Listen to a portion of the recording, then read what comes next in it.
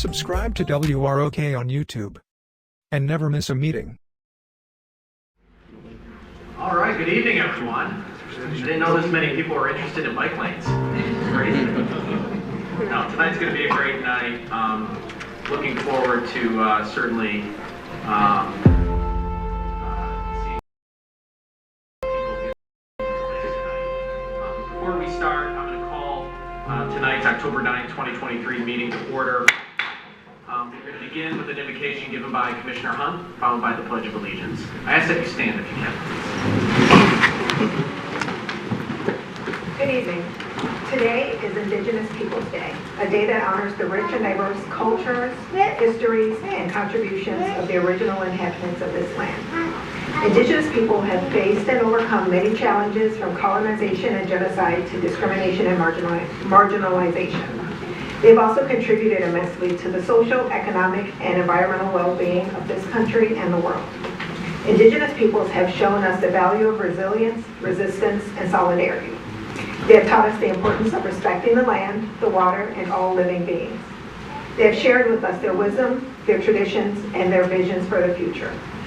On this day, we acknowledge, the appreciation, the achievements, and the struggles of the Indigenous peoples. We also recognize and respect their rights, their dignity, and their sovereignty. We must commit ourselves to learning from their experiences, listening to their voices, and supporting their causes.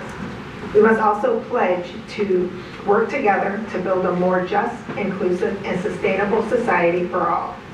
Indigenous Peoples Day is not only a day of celebration, but also a day of reflection, action, and solidarity. Let us honor the past, celebrate the present, and envision the future with Indigenous peoples. Thank you. Pledge allegiance to the flag of the United States of America and to the republic for which it stands, one nation, under God, indivisible, with liberty and justice for all.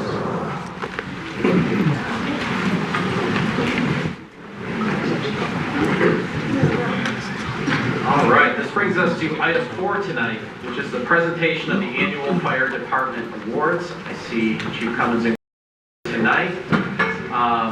Sir, the podium is yours, and I will, any other commissioner that wants to join me, come down to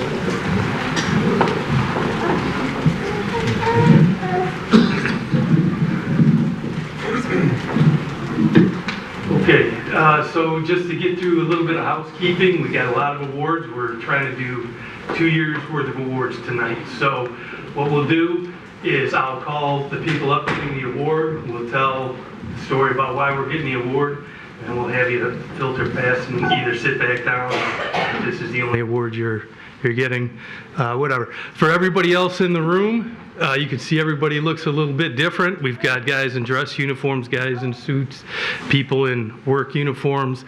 Everybody's in a little bit different spot. Some people are able to go out after, some aren't, some are working, etc. So like we say, if we're going to wear a uniform, let's at least all wear something different. So to get started, we have 3 different kind of awards tonight. The first one is a unit citation. The second type of award we have is the life-saving award. And then the last kind of award we have is the meritorious service award. So Lieutenant Jenkins, Sergeant Alberga, Firefighter Shell, Firefighter Azar, Firefighter Cicluna, and Firefighter Cook. If you're here, please come on up to the front so you can be recognized.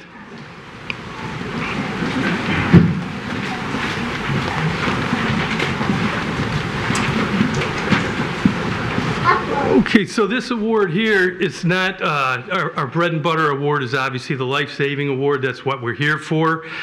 This particular award is for outstanding teamwork, outstanding conduct and professionalism. Usually you had to overcome some obstacles that made this particular call a little bit less routine than the others. In this particular one, without violating anybody's rights, we had a construction accident and a patient fell through to the basement. The crew on scene had to overcome a language barrier, get help with the construction workers to use their heavy equipment, and then package and rescue the patient, get them out, and get them on the road to recovery.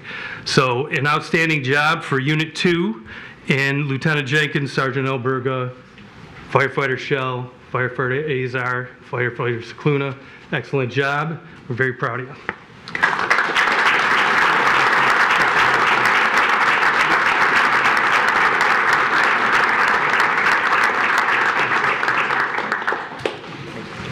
Okay, so I put the life-saving awards in chronological order.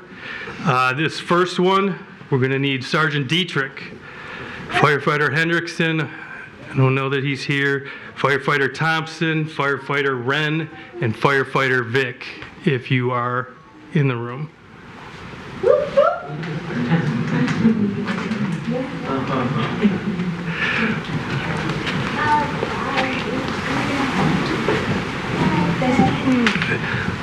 Okay, I tried to remove as much as I could so we don't, like I said, we don't kind of violate anybody's rights, but I did want to include at least the age of these people so you can get a sense of hopefully they have a lot of life ahead of them after this. So this particular call was for a 57-year-old. It was at a medical facility. When we got there, there was a bystander CPR in progress. This particular run, we used the Lucas compression devices, which the commission bought during COVID. We don't have data points to say how much they're helping us in that regard, but everybody in this room will tell you it's definitely helping their backs at the very least, and we are having good outcomes. By the time they reached the hospital, the patient had already pulled the tube out of their lungs and was conscious and alert. So as good an outcome as you can get. And congratulations for an excellent job.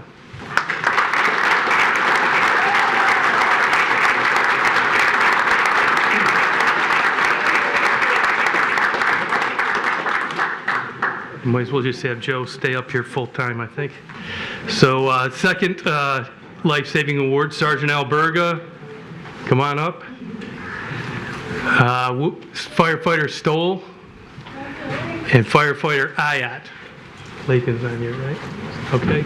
And Firefighter Joe Lakin is also getting this award. So this one here was for a 65-year-old patient. It was actually a choking call.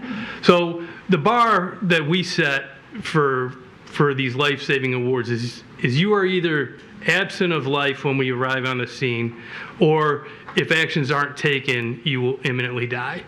And that's not good enough.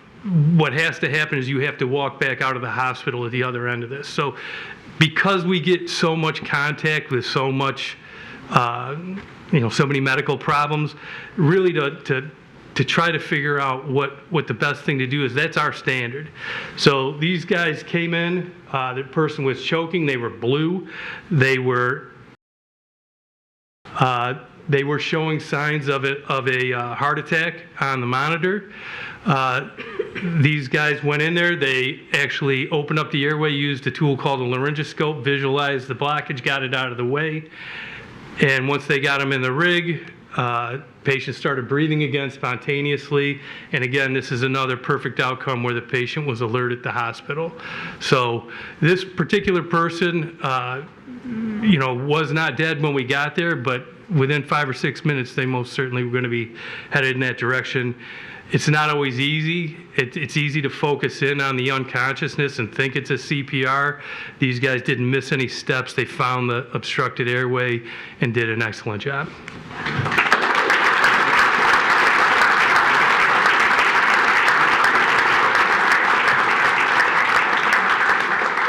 All right.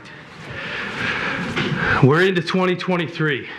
And on this one, we'll need Lieutenant Catini, Sergeant Johns, Firefighter Cockcroft, can't read my writing, Firefighter Azar, and probationary firefighter Keedy, if he's here.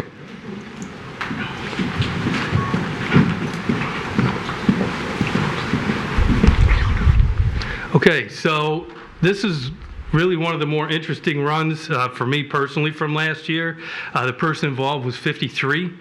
We responded to a different run at a different downtown business, and when we arrived on scene, somebody came out from an adjacent business and flagged down one of our people I was asking if we were here for them, and we were not. So we split the crew. We went in, we found the secondary run that we didn't know about turned out to be the primary run. We had a 53-year-old who was down unconscious. The bystanders thought that maybe this person just fell asleep, which I thought was odd. They were pulseless when we arrived. We defibrillated them twice. We got pulses back on scene, and the patient was showing signs of a heart attack or ST elevation in our world. So, not only did we do an excellent job helping this person, but they also probably needed some more care that they were then going to get. Responded well to an unknown curveball and really did a good job. And now a 53-year-old gets to move on with their life. So She was discharged 4 days later. perfect. So excellent job.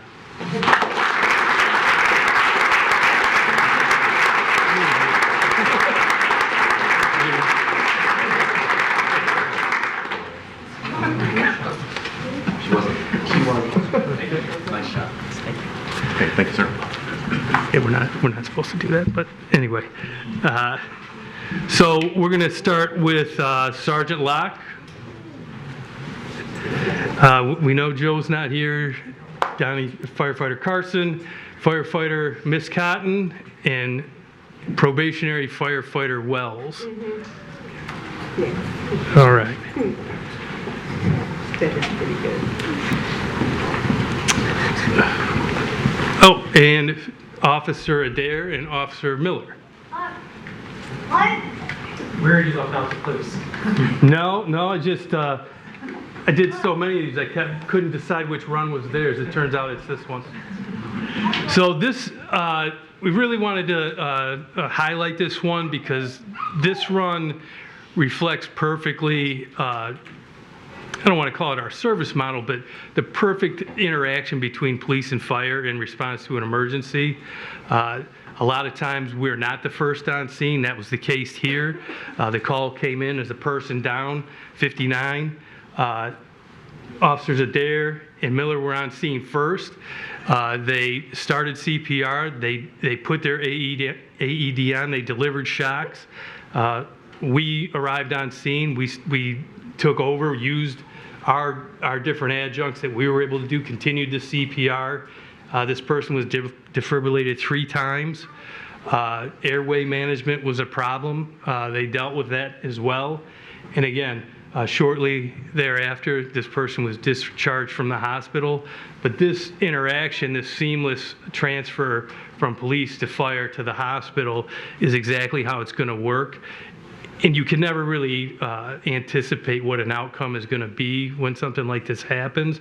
But in this case, the patient was given the absolute best chance for a full recovery as possible. So excellent job. And I know that Chief Moore's probably not going to let you wear them, but I'm going to give you the awards anyway, and you can work it out with him later. So Sergeant Locke, excellent job. Congratulations.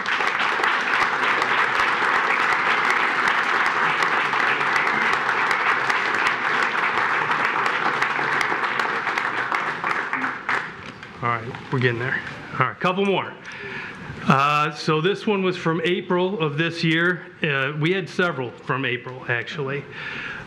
This person was 61. We arrived on scene to find somebody. Oh, I'm sorry. I got to get the people. Sergeant Duffney. Firefighter Regal, firefighter Vick, firefighter Batisher. Is firefighter Hendrickson here? I didn't see him. Okay.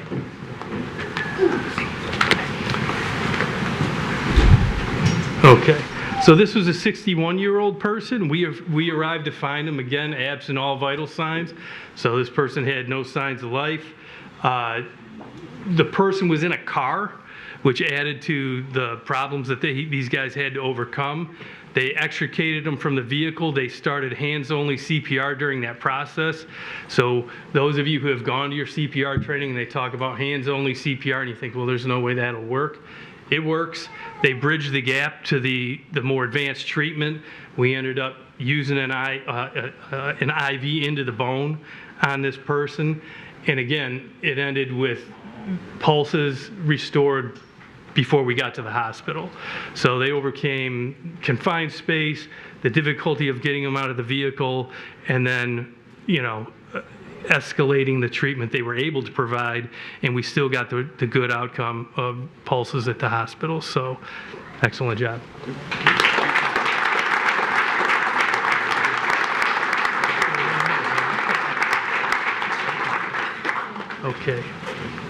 Okay, and this is the last life-saving award. So we're going to need Sergeant Locke again, Sergeant Alberga again, Firefighter Shell, Firefighter Conger, Firefighter Miscotton.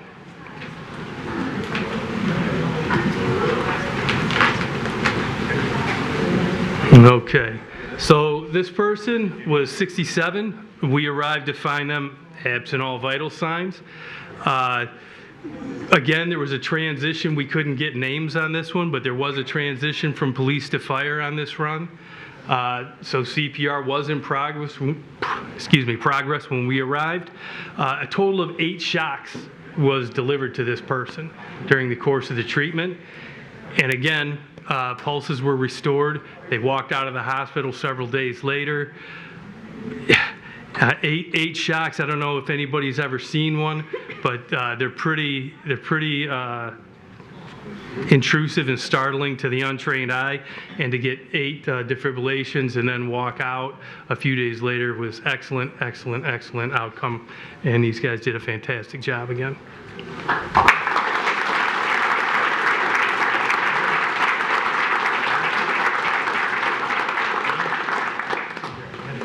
Okay. All right. So we have just a couple more, and these are kind of, we have some meritorious service awards to give out tonight. And I don't really know how to set these up. I mean, these are people that are exceeding our standards. These are people that are doing a great job for their department, a great job for the city, and we just want to shine a light on them. With these, I kind of write a little letter to kind of explain why I'm giving you the award. So I'm going to do that here. The first one to receive a meritorious service this year is Firefighter Ryan Edwards.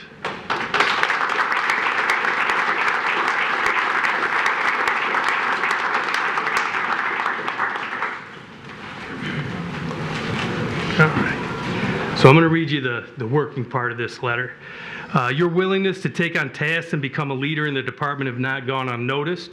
As a former union president, you are a natural leader and you lead by example, not with words or platitudes.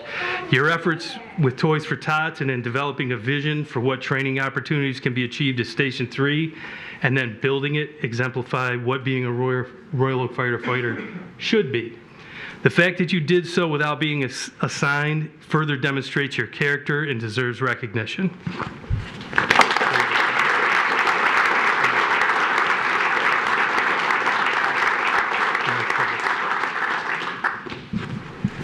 Firefighter Vic, come on up.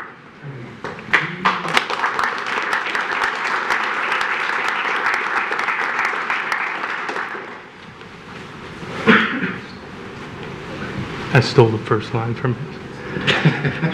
So, for your willingness to also take on tasks and become a leader in the department have not gone unnoticed. For multiple years, you have led the charge to raise funds for the fight against cancer. You have also volunteered to take on the annual open house and the many tasks that come with such a large event. The fact that you did so without being assigned further demonstrates your character and deserves recognition. It's for these and other reasons that you are receiving the Meritorious Service Award.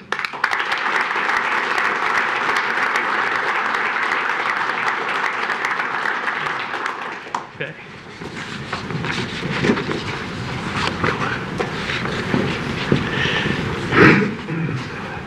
All right. And this is Kay Kendall. And this is a great addition to our department. And I'm going to read the reasons you're getting an award. Your self-motivation and dedication to making the department a better place is a welcome and refreshing addition. It is an uncommon luxury to have someone who is incredibly intelligent, motivated, and dedicated to the city of Royal Oak and the fire department. We have all of that in you. Your selfless service is an example to every member of the Royal Oak Fire Department.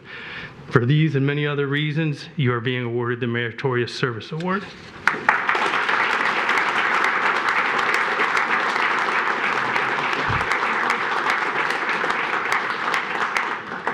Okay, and the last one of the night is going to go without the person being here. It is for Assistant Chief Jim Cook.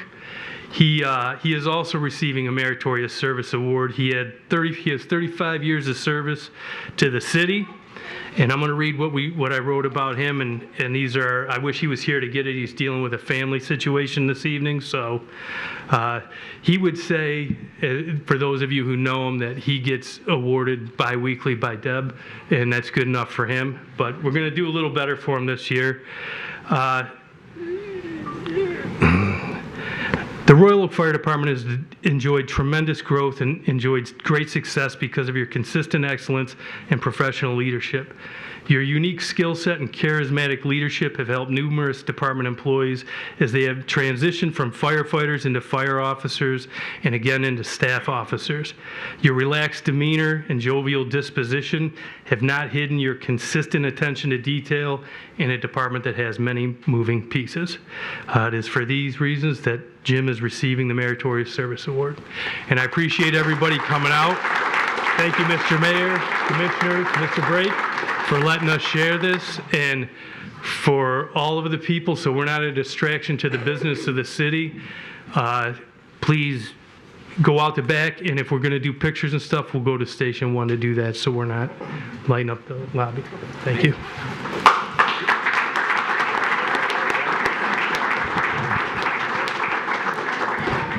Your time. Yes. All right, just want to, on behalf of the city of Royal Oak, thank all of our firefighters, especially the awardees tonight. And you can see all the beautiful families here that also have to spend many nights without their firefighters. And I think they deserve a round of applause as well. Let's give it up for the families. And I hope everyone sees that public safety is not a line item in the budget that keep us safe, keep us healthy, and give us a fighting chance to live on for another day. And I, as mayor, couldn't be more proud of our firefighters tonight. Words meant saying. Somebody escorted him out.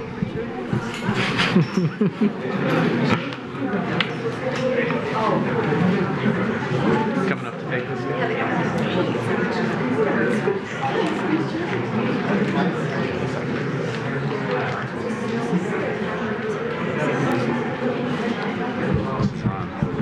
Is Chief Cummins that much taller than me? Are you that much taller than me? Probably not. It's like at nose level.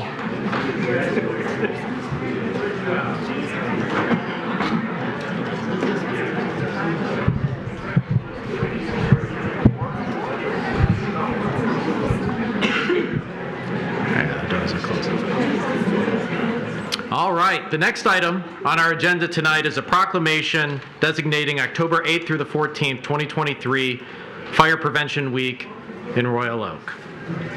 So I'll read this proclamation on behalf of the City of Royal Oak. Whereas the City of Royal Oak is committed to ensuring the safety and security of all those residing in, owning a business, and visiting our city. And whereas fire is a serious public safety concern both locally and nationally, and homes are the locations where people are at the greatest risk from fire.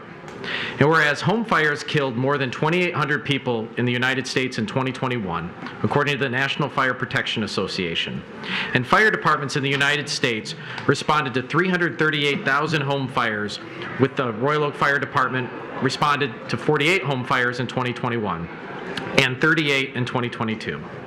And whereas cooking is a leading cause of home fires in the United States, and fire departments responded to more than 166,000 annual between 2016 and 2020. And whereas to reduce the number of home fires, and especially fires caused while cooking, the 2023 Fire Prevention Week theme is Cooking Safety Starts With You. And whereas 2 of every 5 home fires start in the kitchen, and 31% were found to have resulted from unattended cooking.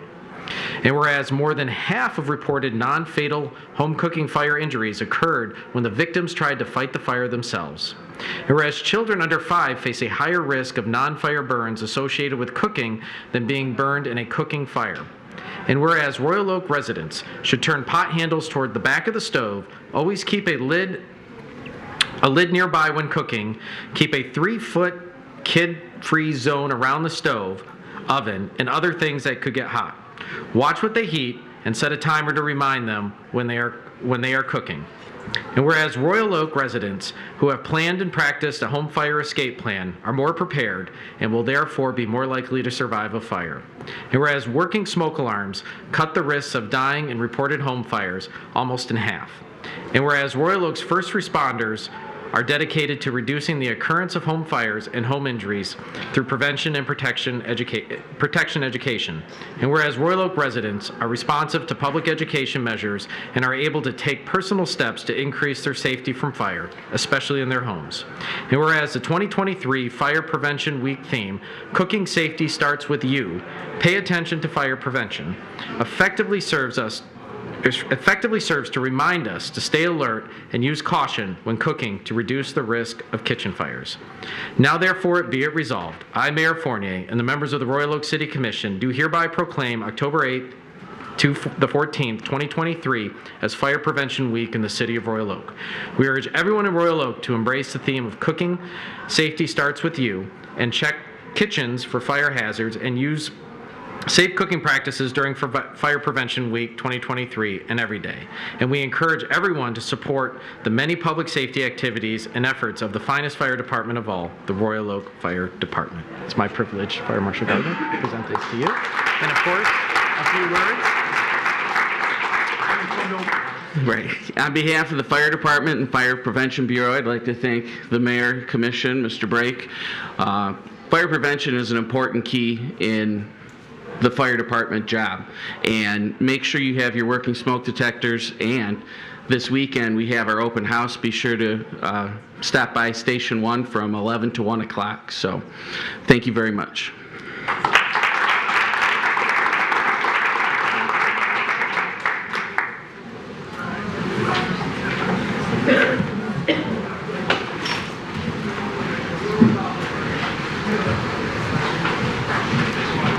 And just remember, if you want to reduce the risk of an accidental kitchen fire, we have many awesome restaurants in the city of Royal Oak that you can patronize. Decide to go one time more a week, I'm sure the small business owners won't mind, and you'll probably be a little safer.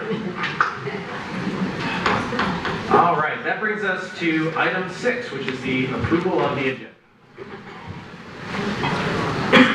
Commissioner Douglas. Move approval. Motion by Commissioner Douglas. Is there a second? Second by Commissioner Colo. Discussion on the motion. With none, I'll call for the vote. All those in favor say aye. Aye. Those opposed? Motion passes. We have an agenda. All right, that brings us to item 7, which is public comment. Before we commence public comment, just a few remarks. The City Commission values and relies on the input of our fellow citizens to help make decisions. Now is the time set aside for the public to address the City Commission on any city-related issue, whether it's on the agenda or not. I ask that comments be directed to the City Commission as a whole and not to individual commissioners. If you wish to speak tonight at public comment, please wait until recognized by me, the mayor. Come up to the podium.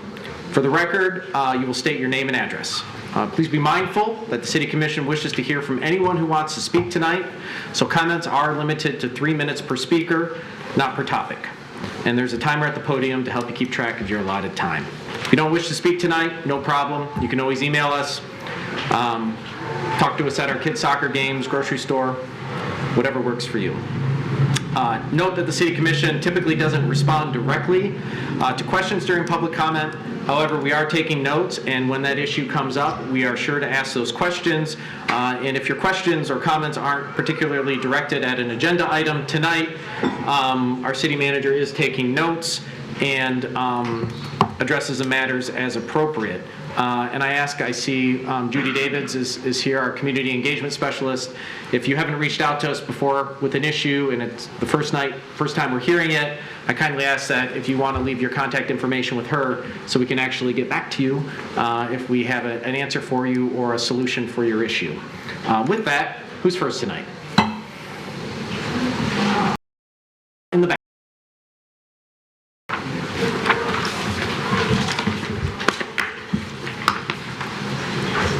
My name is Shannon O'Brien, and I live at 1309 Northwood Boulevard, and I'm here to speak on Agenda 9, recommendations from the Traffic Committee. I was present for an earlier meeting with the Traffic Committee. First, I wanted to compliment them on what a good job they did listening to a great number of us that were here from Northwood Boulevard about proposed traffic calming plans for our street. They were great mediators of the differences of opinion many of us on the street had about what might be the best, most cost-effective, or most appropriate measures depending on where we live on the street.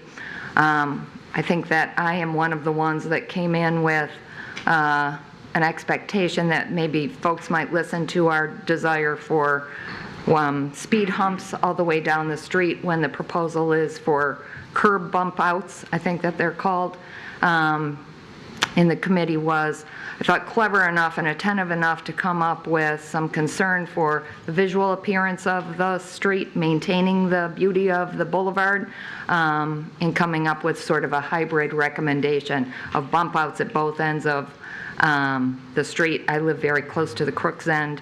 Comes with its unique set of circumstances as people sort of approach the goal and speed to the end of it, with speed humps in the middle through quite an expansive stretch of Northwood. I think that I don't expect to speak for my neighbors. Many of them are here tonight. But I think that we're all in some alliance with that recommendation. Indeed, when the motion was made, all of us were quiet for that part of it and approved that motion. So we hope that if they make that recommendation to you, that you would listen to them and accept that recommendation. We understand that there's one hurdle to be crossed with something about the priority of the snow plowing on that street, that we may have to petition yourselves or others in order to have the priority level of the snow plowing altered from, I don't remember what the number it is, but to a priority 2 street. And I believe that most of us are willing to do that if you could give us some guidance about how that's to be done. Appreciate your listening. Thank you, Ms. O'Brien. Yes, in the back corner.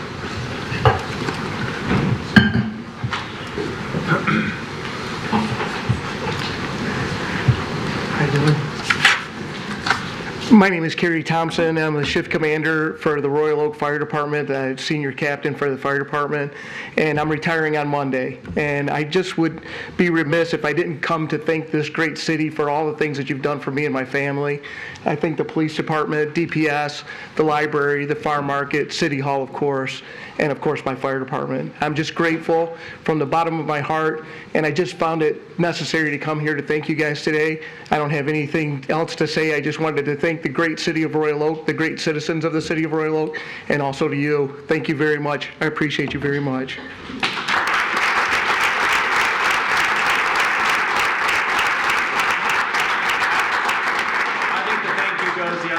Mr. Thompson, thank you for a wonderful career and everything that you've done, and being a shining example and an excellent, amazing face of our fire department and of our city. We're really grateful for everything that you've done, and we hope you really enjoy retirement.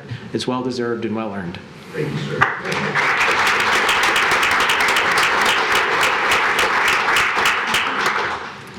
Yes, in the orange mask. Yep. Thank you, Mr. Mayor. Good evening, members of the Commission. My name is Lucas Lasecki. I am a resident of 29721 Minglewood Lane in Farmington Hills, though I am a student just a stone's throw away from here at OCC Royal Oak. And while I am certainly excited about bike lanes and traffic calming, I'm here today to discuss line item 12. I want to speak in opposition to the purchase order of the WROK license plate reader cameras because their use constitutes a massive civil liberties violation.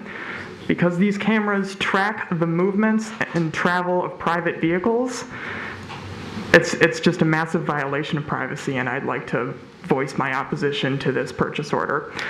I believe your own report says 28 cities currently use this technology in the Detroit metro area and the Tri-County area. I've seen more than 50 of them around many cities, including my own Farmington Hills, Troy, Southfield, Madison Heights, Hazel Park, Roseville, the list goes on and on. They're a very recognizable shape. They look like a little wedge with a solar panel sticking out the back on a signpost. But with those 50-plus cameras across the Tri-County area, they're no doubt tracking the movements of hundreds of thousands of vehicles daily. This is indiscriminate surveillance, collecting enough data to paint intimate pictures of the lives of ordinary citizens. It's indiscriminate surveillance until it turns discriminatory, because there's precedent for that too. This technology has been used to surveil Muslims in New York City, to surveil queer people in Florida. It's been used to enforce bans on reproductive health care, including in many interstate investigations. So there is a documented history of this being used to commit many violations of civil liberties and its use. This is, make no mistake, this has the potential to become mass surveillance on a local level, with crime prevention and public safety as the justification, not unlike the Patriot Act. So on that note, I would strongly urge the Commission to vote no on this proposal tonight. Thank you for your time and consideration, and in closing, I'd like to congratulate the awardees tonight and thank them for their service. Mr. Harrison?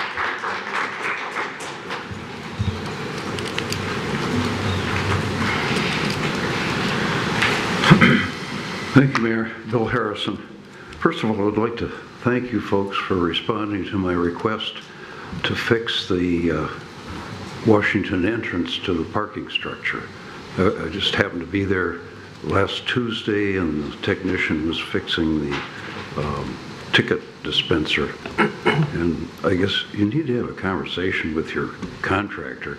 Why did it take a total of 4 weeks to get that done, and only after I complained a week ago? So anyway, that's that. I have a question. Why are the mail-in votes counted at the county?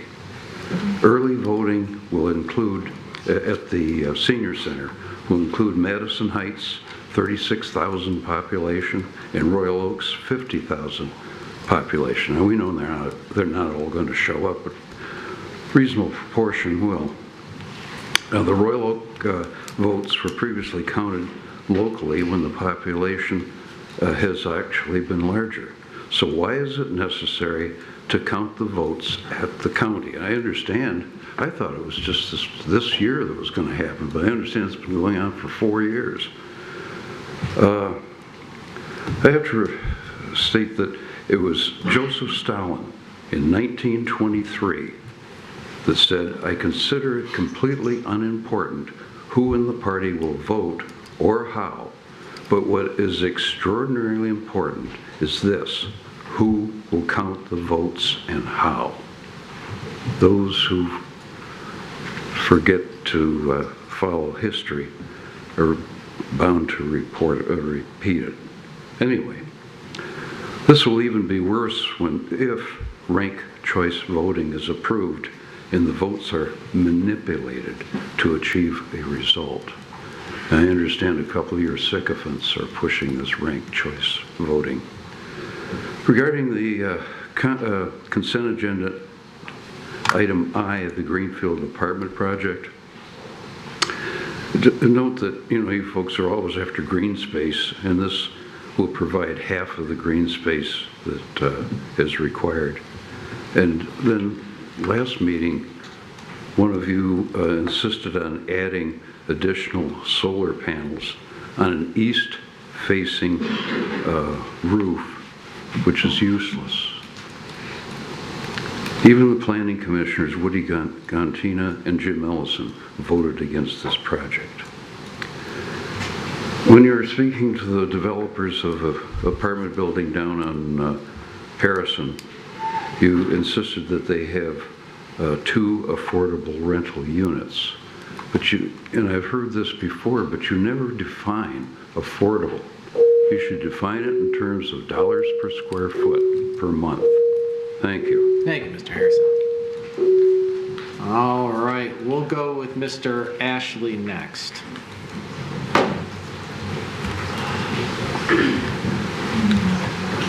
Alan Ashley, Royal Oak Manor. I'm going to voice my dislike for item 13, Arts, Beats, and Eats. When I moved here in 2016, Arts, Beats, and Eats was very small.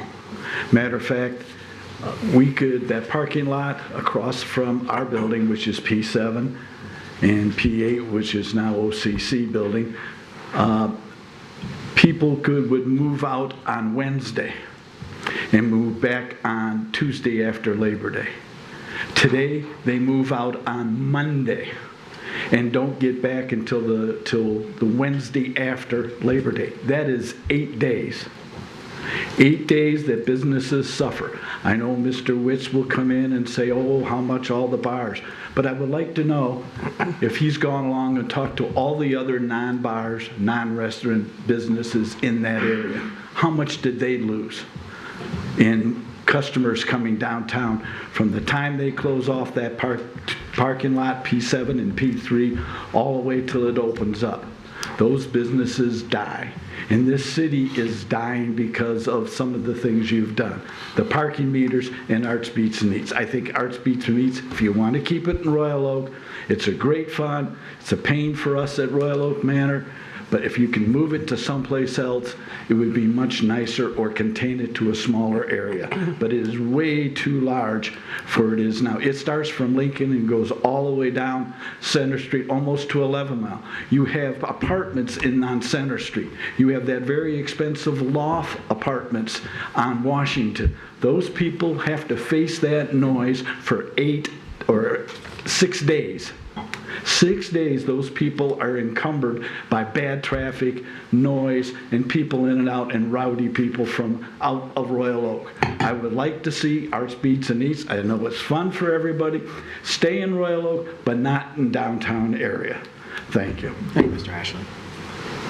All right, I see in the flannel shirt, almost in the back.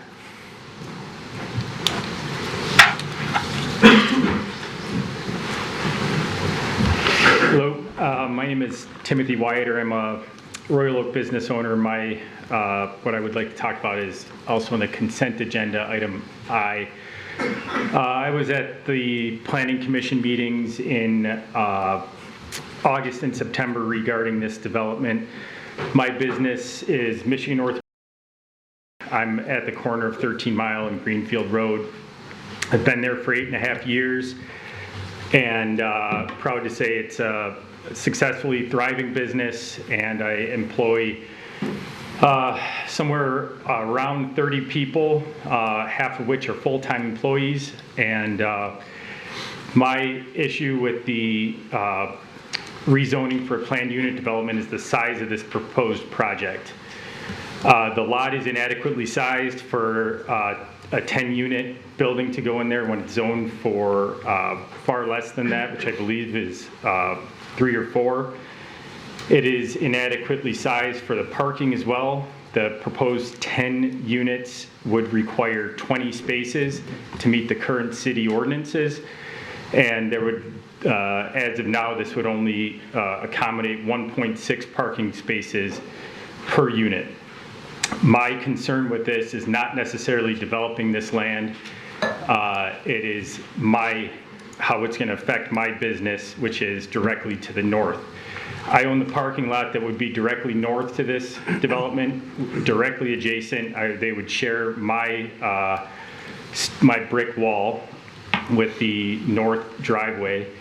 And if this goes through and there is a full capacity of the residents in there, the overflow in this parking lot would undoubtedly affect me terribly. I rely on every single parking space I have in my building, in my business, for my patients, for my employees, and I cannot run around chasing people off my parking lot or calling tow trucks to move people who are violating. This is undoubtedly going to be the overflow for that building if this goes through. The lack of space also is going to be affected by snow removal, which is further going to crunch these parking spots down from the 16 to the 1.6, even further down to 12 or 14 in the winter months. And again, the overflow is going to be into my lot. It's going to be into the adjacent street, Elwood, and affect the residents down that street. I appreciate your time. This is a very valid concern I've had. I have spent a lot of time going through this and talking with residents and patients alike, and this is absolutely going to have an unreasonable negative economic impact on my business. Thank you for your time. All right. Actually, we'll go on this side. Yes, sir.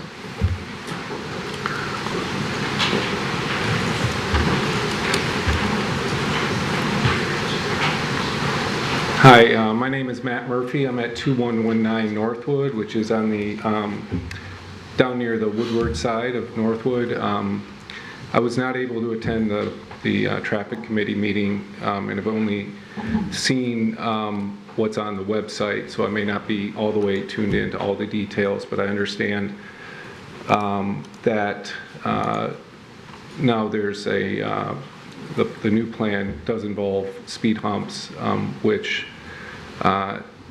when my wife and I saw the plans for the bump outs and the original plan, we were elated. It's a real issue, the volume and speed of traffic on our street.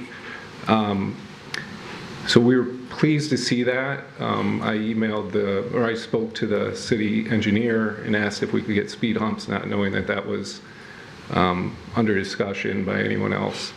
So we would support speed humps. If that did not happen for whatever reason, we'd strongly support the plan with the bump outs and the other features. Thank you, Mr. Murphy.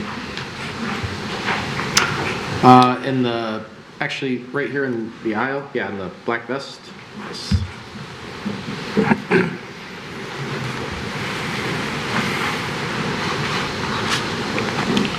Thank you, Mayor, Commission.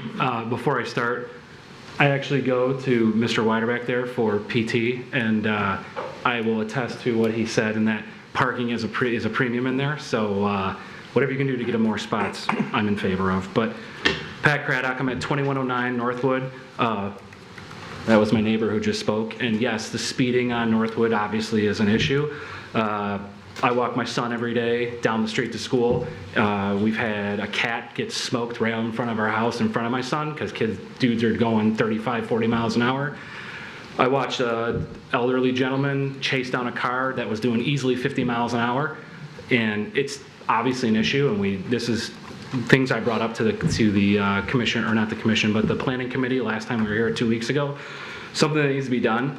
My issue is the financial spend. I mean, they're proposing something that's $250,000 when honestly, in my opinion, you could solve this with $2,000 with 4 extra stop signs. But whatever, that's not my decision to make. My biggest thing was at the end of the meeting, I volunteered for the petition. I'm more than willing to do that and go up and down the street to get the signatures, because I believe all of our Northwood residents here are in favor of speed humps or something other than the bump outs. And then I never got a call back, never got an email. So I'm asking y'all to just give me the tools I need to do the petition, because I'm not a lawyer, I've never done a petition.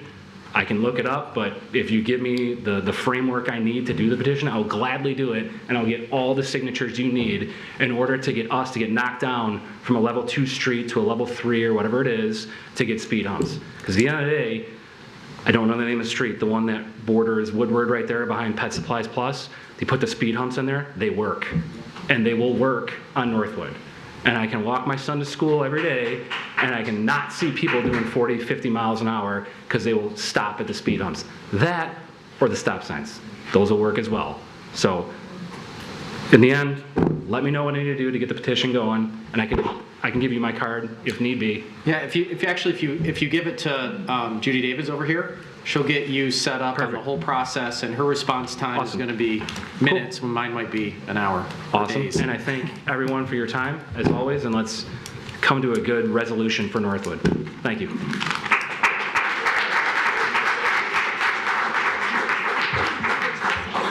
Yeah, sorry, I always have to give the comment because I don't do it always fairly. So yes, when Mr. Thompson retired, we clapped, but actually part of the rules, we're not supposed to clap after public comment. So if you guys can refrain a little bit, I know it doesn't say it in my presentation, but the whole reason why we do that, in case somebody has a different opinion, you know, we want them to feel comfortable to come up and talk, and it's just, this is more like a courtroom and less like a football game, but, you know, sometimes we allow it when it's kids or retirees or something, but sometimes I have to enforce that. It's not the best part of my job. Yes, sir, right here.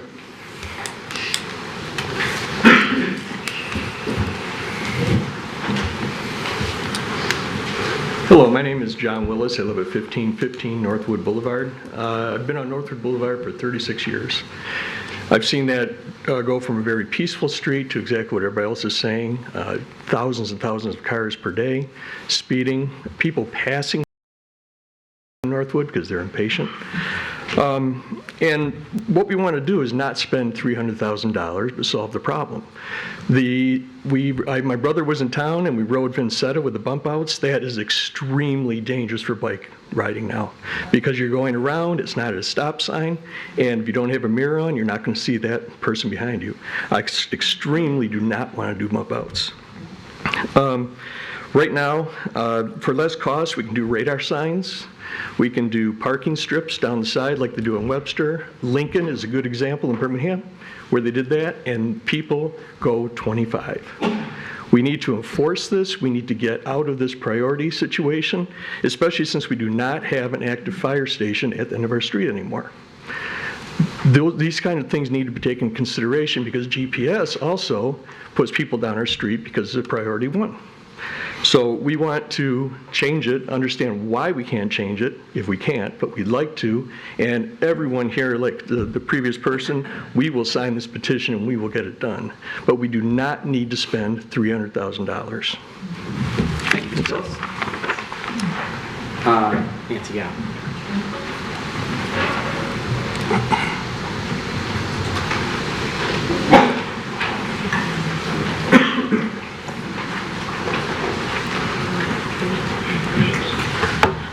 Nancy Poprovsky, Batavia. Thanks for listening. The last few weeks I've been spending lots of time nurturing, loving, and medicating my very ill old cat. Many people not retired can't do this. Some, if financially well off, might be able to get vet care or can afford pet insurance. Many people might choose to put their pet down anyway. Even if there's hope, that's not my choice. Living things matter to me, even old ones with issues. I saw a t-shirt, Tree Lives Matter. That's encouraging to me, a sign of hope and care, especially with the climate crisis and old trees and forests being key roles in cutting down carbon emissions. Not to forget their beauty, shade, homes for wildlife and tree climbers, noise barriers, flower, fruit, nut, and syrup bearers, and that great hammock hangout. It would take hundreds of saplings, decades to do what one magnificent old tree can do now. How many things can you name that give you so much in one single package? Amazing. At 13 in Greenfield stands at least 6 old growth, maybe one being 100 years old, endangered trees. They're at the back of the property, no need to cut down. But the developer and city agree, cut down. They have not tried nurturing, trimming, medicating, or loving these trees for all their qualities. Just cut them down. Back to my cat. The vet said my cat was in danger and needed special care because she was old. She needed nurturing and medication if she could thrive. Does she deserve a chance? Absolutely. Do the trees at 13 in Greenfield deserve a chance? Please raise your hand if you think old, endangered, priceless trees need a chance to be saved. Please raise your hand if you really feel that. Thank you. The city of Royal Oak boasts of their love of trees. A history of destruction of Twain Woods, north neighborhood growth being replaced by massive high-rises and retail stores is not a love of trees or environmental sustainability. Let's get back on the real green path, not pseudo-environmentalism.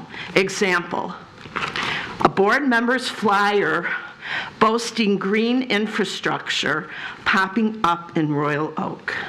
Just quit plowing down the priceless trees. That's real and cheaper sustainability.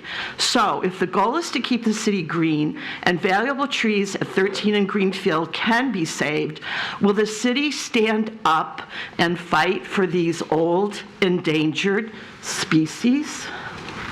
I will boast how I'm nurturing, caring, and giving medicine to fight for my endangered cat. I believe the city needs to take off their developers' yellow hard hats, change them to caring for the planet green hats by nurturing, saving endangered, priceless old growth trees and forests to help reverse the climate crisis.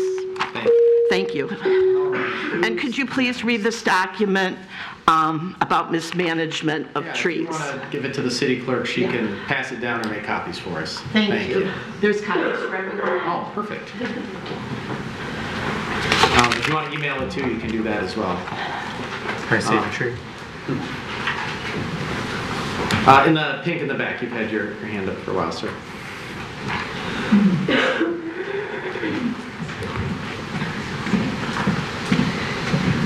Thank you, Mr. Mayor and Commissioners. My name is Ryan Plecha. I'm at 3503 Murray Avenue in Royal Oak. I'm here on agenda item 9 regarding the Traffic Committee resolutions. I previously sent a statement to the Traffic Committee that I was under the impression that it was going to be submitted to the Traffic Committee, but according to the minutes, it has not been. So I hope you will listen to my comments this afternoon before approving the resolution regarding Murray. Murray is a unique street. Murray is one of 3 entrances to the high school that has 1,400 students with no buses. It is one of 2 exits from the high school of those same students. It is the same access to an ice arena, a football field, soccer fields, total soccer indoor, and other entertainment complexes that on a Saturday or Sunday afternoon have probably hundreds, if not thousands, of people that end up speeding down Murray. Unfortunately, speed bumps aren't an option. I wish they were. They're not. Based on it being one of 2 egress points for the high school and ingress to the high school as well. We would support the bump outs that were recommended by the staff. Unfortunately, the Traffic Committee did not agree. And in the summary provided to this Honorable Commission today, it said that no one spoke and that there was a statement provided. I don't think that blurb in the minutes is adequate to express the concerns of the residents that did sign the statement, have concerns about their children, who also crossed Murray to get to a brand new park, beautiful, renovated, that the city of Royal Oak just put in within the last 6 months. There are constant children on Murray. There are constant residents on Murray walking their dogs, walking their children, and it looks like the Autobahn, to be quite frank. And it's not only the high school students. It's the moms late to soccer. It's the dads late to hockey. It's all of the people going to the various entertainment and sports fields that are accessed through Murray. The committee should also be reminded that Lexington Avenue used to go both ways, and it doesn't. Why? Traffic and speeding concerns, because there wasn't residents on Murray. There are now, and that should be considered as well. So I ask that the commission not approve the resolution of the Traffic Committee, if nothing else, to allow more time to review the comments that were provided by the citizens of Lexington on the park and signed by them. And I appreciate your time and consideration. And the last thing I will request, the traffic signs with the speed limit were put in. We ask that they be enforced. I've not seen a cop write a ticket in 7 years since I've lived on Murray. Tickets would go a long way. Thank you. Thank you. Yes.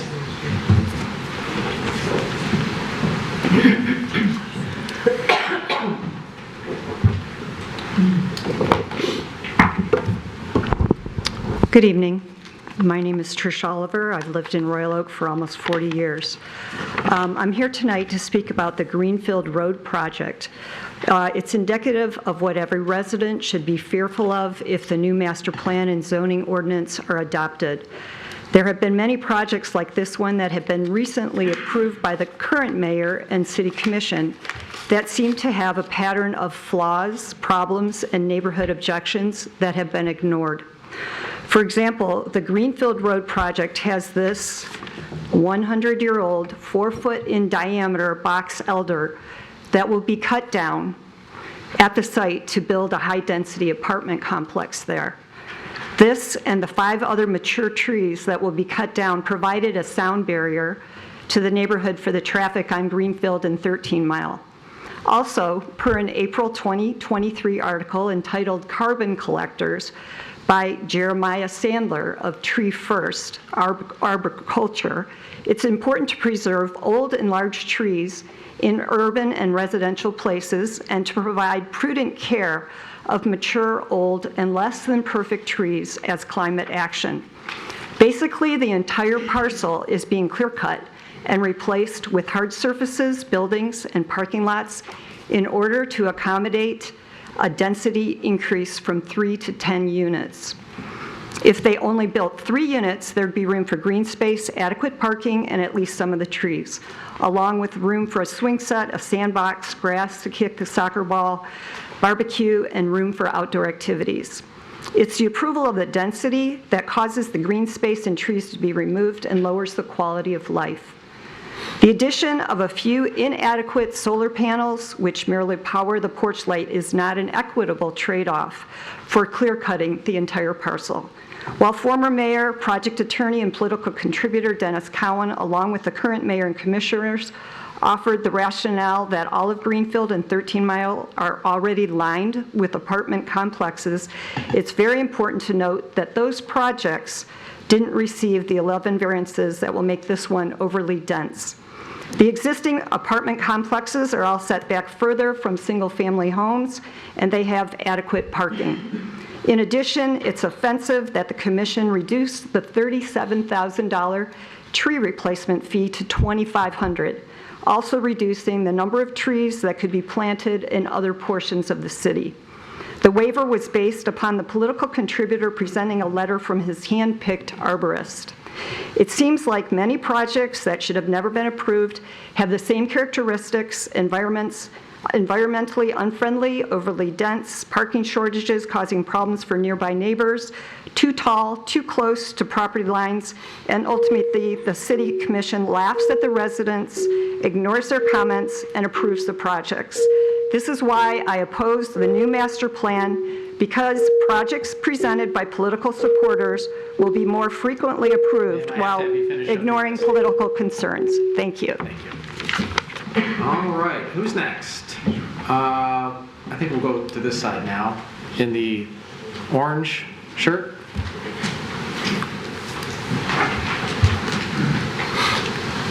Good evening. My name is Ricky Patel. I'm a resident at 2105 Northwood Boulevard. I'm here to speak about the Northwood Calming Boulevard effect.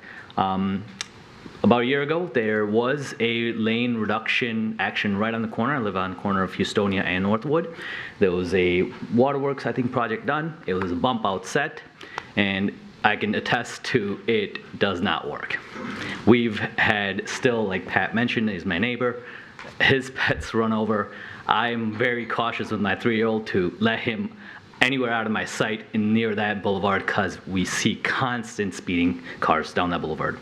And that bump out has done zero effect. I've been there for 5 years now, and it has not changed at all. So spending that kind of money on a technology that I don't see working in front of me every day, I can't speak that why that would actually work. And secondly, the snowplows have destroyed it already. They can't see it. It's covered in snow. There's no markers on it, and it's crumbling, and it'll need to be replaced within a year. So that whole corner that the bump out comes out to, either some people aren't paying attention or hit it because distracted drivers. Yeah, the fact that snowplows destroy it and that it doesn't work in front of my eyes, I can't vouch for those. I do support the plan for speed bumps, as my neighbors will petition. I'll help push through that given petition, whatever it needs to be, but definitely support speed bumps to help reduce the traffic and or stop signs in a combination. Thank you. Yes, in the back.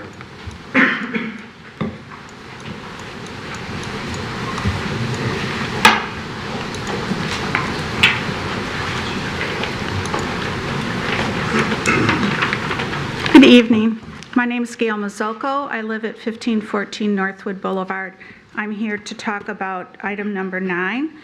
I'm supporting the Citizen Traffic Committee's recommendation to change Northwood Boulevard to a non-priority 2 street so that we can petition for speed humps. I'm opposed to the bump outs, again, because I think the speed humps will be more effective in reducing traffic volume and speed. And the money saved could be used to provide bump outs to Marai. He left. The gentleman left who wanted the bump outs on the other street. They're welcome to them. We'd rather have speed humps. We think they'd be much more effective than what's being proposed and probably less costly. Thank you. Thank you. I see it in the red. Yes.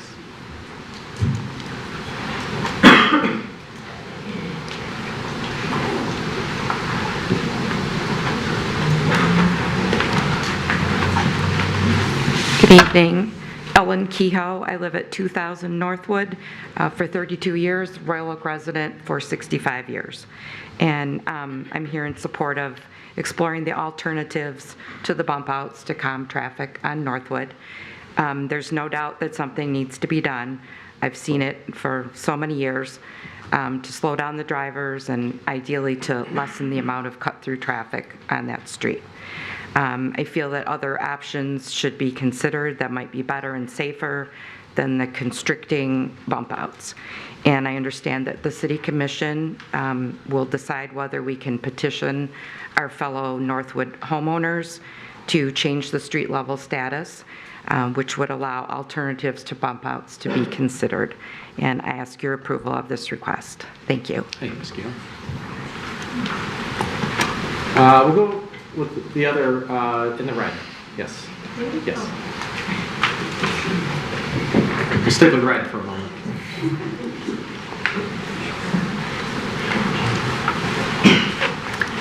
My name is Nancy Sumner, and I live at 1502 Northwood Boulevard, and I prefer to have the speed humps.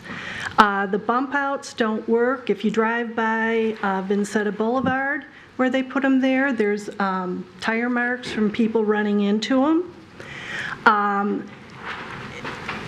There's parked cars on our street. Our next door neighbor always parks his truck in the street. And I have no problem with that.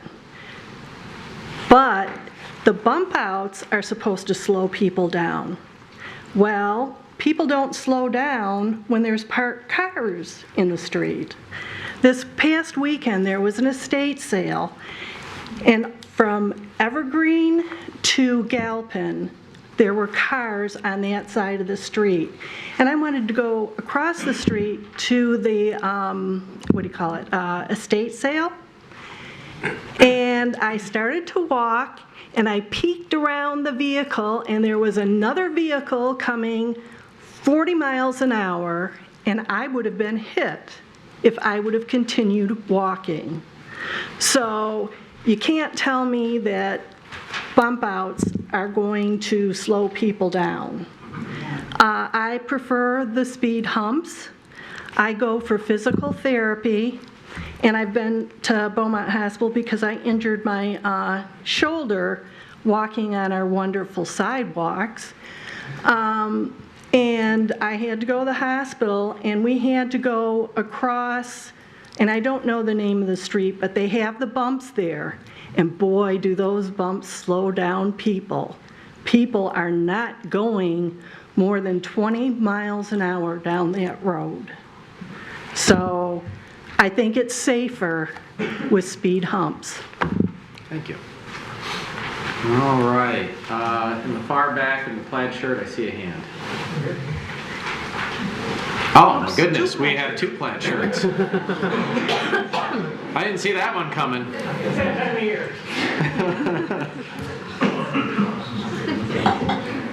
Good evening, Mayor and Commissioners. 3 items.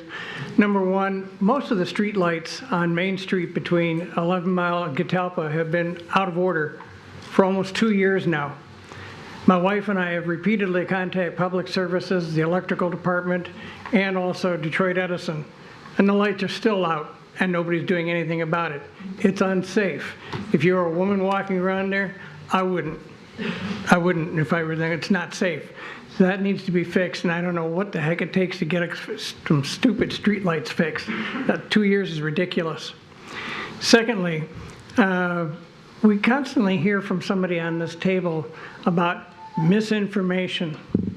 It's interesting to note that the person who says that never cites what that misinformation is.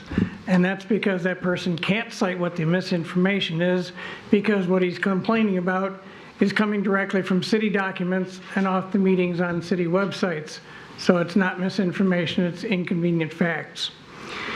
Third, at a planning commission meeting, the new city attorney gave a bogus opinion about what pay for play is. There's 2 types of pay for play. One is where money goes right into the candidate's pocket. Nobody is alleging that here, and I haven't met anybody that is. The other one is where the decisions are made to the benefit of certain people who then contribute large amounts of money to the campaign, and then they get more decisions that benefit them, and they contribute more money. That is occurring. Right at the moment, according to the campaign reports, 90% of the mayor's funding for campaigns comes from people who are development related. 6% more comes from people that he has appointed. So 96% of his money is coming from people whose decisions are beneficial to them. That's not good. And that's not a way to do business. Thank you. All right, who's next? Yes, sir. Slide number 2. Slide 2. No, it's also. Ah, gotcha. Good dad joke. Good evening. My name's Donald Callahan, and I live at 1519 Northwood. And of course, I want to comment on the Northwood proposals. Let me begin by saying I do prefer that we look at changing the street over from the classification it is now to a lower classification. But I also wanted to say I live across the street from where traffic comes under the viaduct eastbound and goes left onto Galpin. And last year there was an island put there at Galpin in an effort to slow that traffic that comes around there. And while I think it slows people like me, the younger people think they're just in a Grand Prix rather than, in a standard race. And it just doesn't seem to have any effect. So I'm in opposition to spending $250,000 to do these bump outs, which you've heard all the other objections to them, one of which being the snowplow and then all the tire marks that are seen on them. I believe that they're going to cause a serious accident someday where maybe even an innocent bystander is injured because people don't see them and hit them. So thank you very much. Thank you. Yes, here in the aisle. Yep.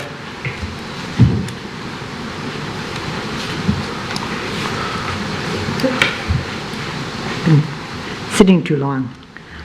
Linda Tumla, 3021 Helen Court.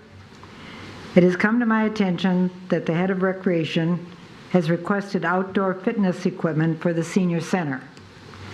A better use of the money would be to have a fitness room inside that could be used year-round, be the weather cold, snow, rain, or hot and humid. It is in the winter months especially that seniors have limited access to exercise facilities unless they join a gym. Some treadmills and exercise bikes would be an excellent addition to the usability of the senior center and a better use of the city's money. Thank you. Thank you, Ms. Tumla. Yes, sir.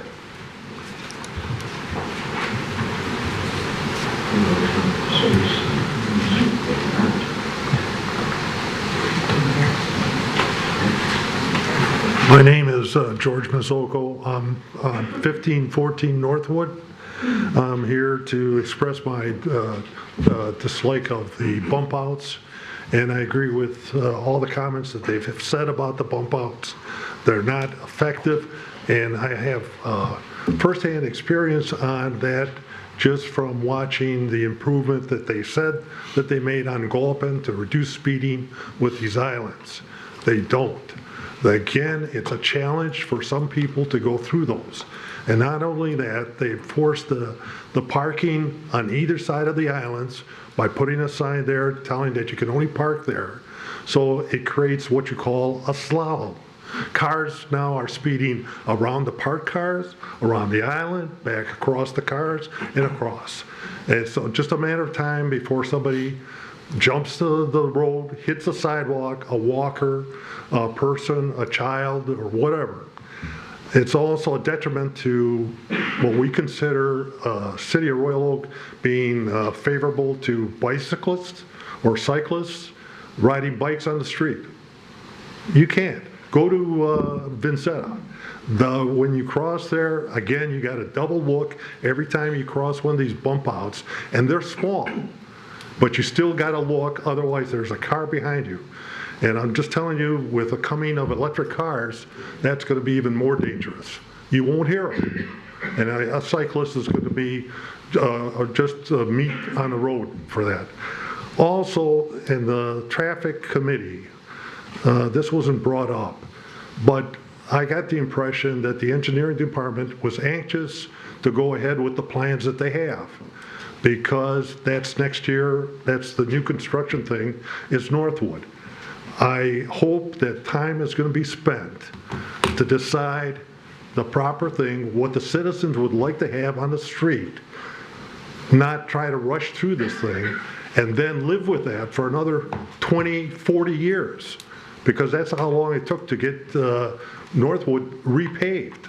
It's now just coming around. 40 years since we had it paved, and it's one of the bad roads in Royal Oak. And I hope the time is spent properly. We're not going to rush into this thinking, well, this is the way we should do it, and stuff it down our throats that this is the plan. That's all I have to say. Thank you. All right, thank you. All right, who's next? Yes, ma'am.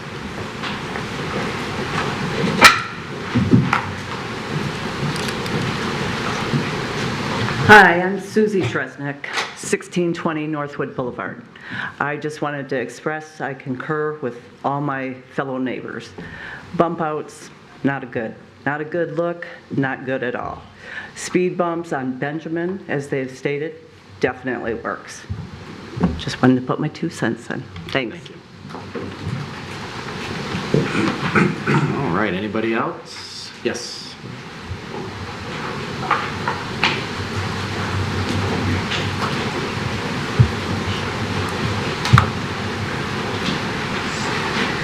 Good evening, everybody. I'm Marie Kavanaugh. I live at 1507 Northwood Boulevard, and I've been in my current home a total of 47 years. I am probably here beating a dead horse, but I just want you to realize after we have attended the traffic committee meeting and spoke about the bump outs, and obviously it is the opinion of the majority of our residents here and the residents on the street that we don't want the bump outs. We're really hopeful for the speed humps and lowering our priority rating. So I'm just hopeful that you will listen to the recommendations of the traffic committee, which in the past, I know in terms of road diets and whatnot, it hasn't happened. So I'm very hopeful that the mayor and the commission will listen to what the traffic committee has to say and the residents, and hopefully move forward with safer Northwood Boulevard. Thank you. Thank you. All right, we'll go in the room. Sure.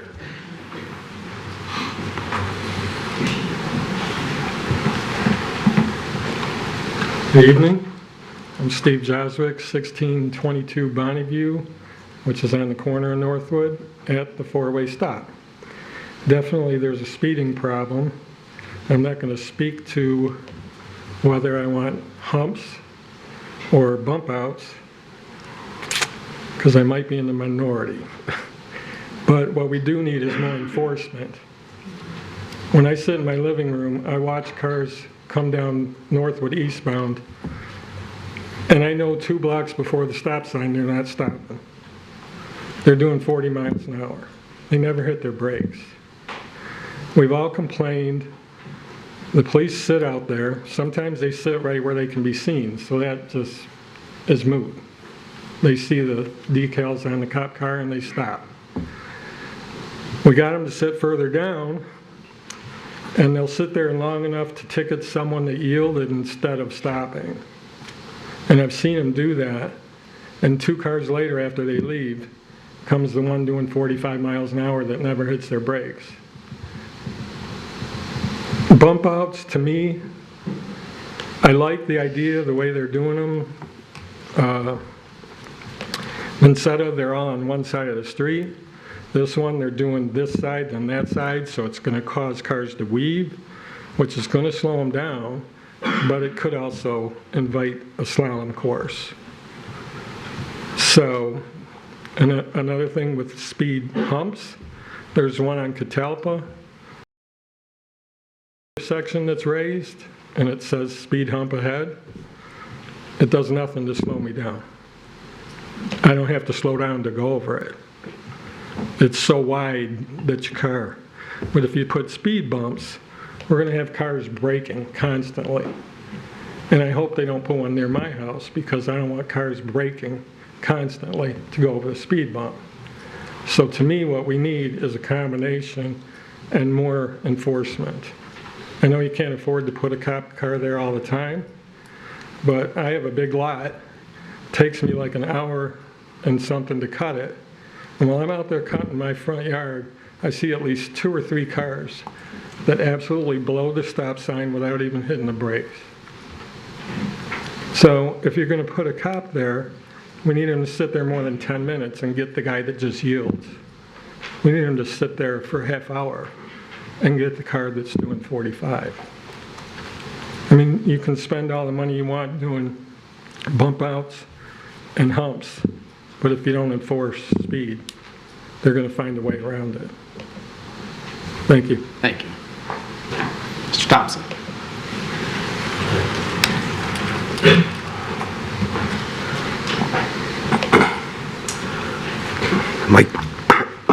Mike Thompson, 1210 Irving, President, Lawson Park Homeowners Association. I want to talk about a couple things tonight.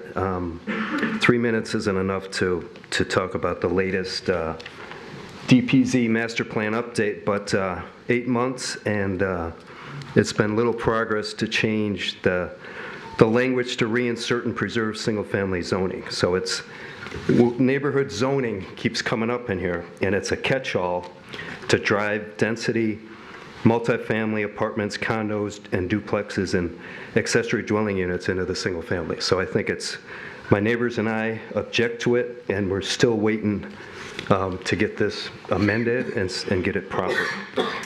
There's a quote in here from your consultant that says, while using PUDs as a remedy for immediate action in the face of the significant effort necessary to change and align zoning and land use with city goals, it is not advantageous for any party involved. Among some residents, regarding distrust when any scale or type of development could potentially happen anywhere, it fuels distrust and results in pushback against change and growth anywhere. So item 8, number 1 is PUD tonight. With the election coming up, our homeowners association wants to talk about what we've seen. Master plan direction, the Portland-based planner rewriting the 2012 master plan. The predetermined goal to develop single-family zones and rename them and put in more density is not to our liking. We think it's going to drastically reduce the quality of life in our neighborhood. The recent marijuana dispensary in April of 2022, we had a consortium of 4 condo groups in our homeowners association to push back and try to deny the special land use. We lost 7-0 right in our neighborhood. The worst was our local commissioner could have abstained from the vote, and he didn't. 7-0. I was here for the crosswalks, similar to Northwood, similar speeding. Our self-proclaimed planning expert said we should study opening up the diverters, which are part of the 696 protection of the neighborhood. We're here talking about getting protection for pedestrians, and one of your commissioners takes a shot at us and says, let's open the diverters. So I'm not too happy with what's going on, and I'm happy that there's an election coming up. Thank you. Thank you, Mr. Thompson. Yes, here in the front. Yep, you. Yeah, all right.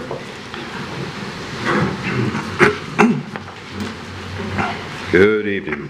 Pete Ferenzi, Glenview, running for City Commissioner. And a couple things I want to bring up to you guys about the Northwood sector there. As mentioned before, I did speak with quite a few folks within the aspect of the budget. And as far as the speeders are concerned, I had mentioned that I didn't notice any speeders, but that was maybe at that time of day. I'm not entirely sure, but I didn't see it at that time. But clearly enough Royal Oak residents showed up to complain about it. An idea for that essentially would probably be the speed readers. Police speed readers would help signaling of speeding to calm down those speeders. The bump outs, agree with many of the Royal Oakers here that mentioned that safety is of concern. People will get injured due to the bump outs. There were 17 total that were on the block for bid. I guess 12 of them got shot down. There's another 5 left. Initial was at 283,253 to be exact. With the 12 reversed and the 5 remaining, it's going to be roughly just under 100,000. Either way, we're still looking at the fact that there's bump outs. The bump outs are going to be a safety concern, period. I don't want anybody getting hurt. I don't think any of you guys want to see anybody get hurt either. I think the money should go towards the roads, because I do know that Northwood is a bit of a disaster zone. It needs to be smoothed out, but let's address the speeders and put some of those signs in there. Beyond that, I would like to talk about the budget. The city's deficit still at a very high level, 184, 186 million in the red. You're still holding on to that one. I don't know about balance. Mr. Fournier has mentioned that there's a balanced budget. Some of his remarks, that is not true. That is not true. And taking money from the city, cashing in the city bonds, putting it in the pension, and dispersing that throughout the different villages and what have you, and pulling money whatever way you need to pull it into, whatever areas you need to put it into. I don't see it. You guys are shuffling. You're shuffling money from one end to another. You guys aren't being transparent. I'll give you a little taste of that with the sidewalks. You guys, when you guys did the sidewalk campaign, you guys decided to put liens on corner lots of those that paid, but then they had to repay it really quickly before those liens were actually applied to their homes. They did that, but what was really interesting is that those people that had to repay again, even though you threw those checks out, were all corner lots, contributing to your master plan, your multi-family plan, commercializing all those residential neighborhoods. Think about that, Mike. All right, who's next? All right, we got 3 more popping up. I see a hand here in the back corner. Yes, in the beige sweater.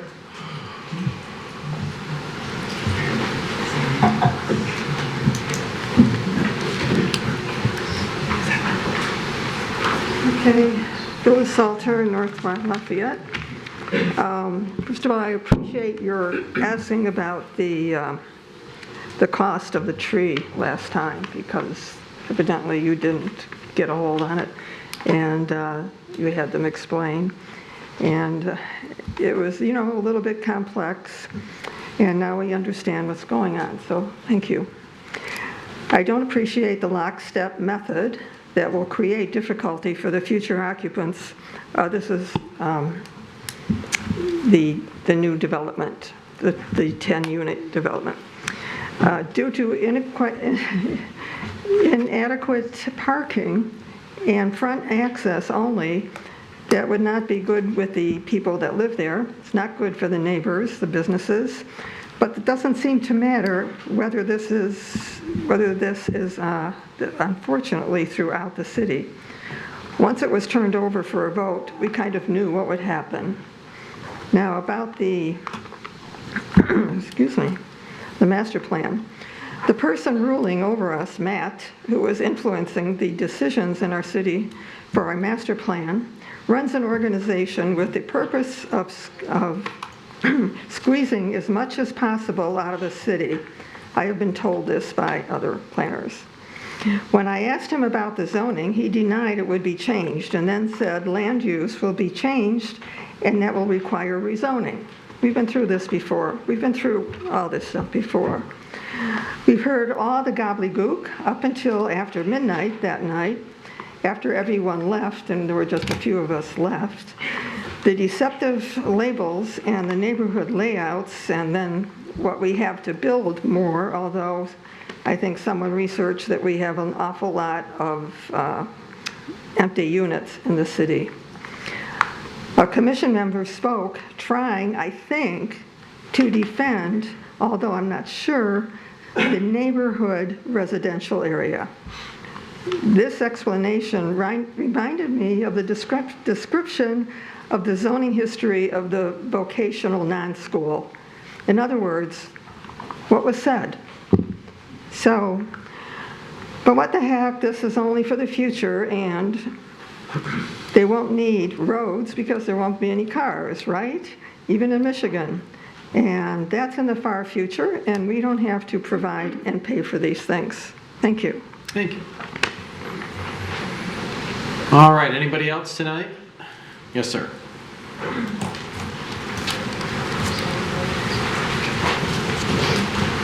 Hi, good evening.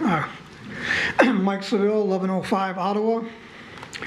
I'm opposed to Agenda 8I, which is the Greenfield project. Now, I know a lot of people have talked about the trees.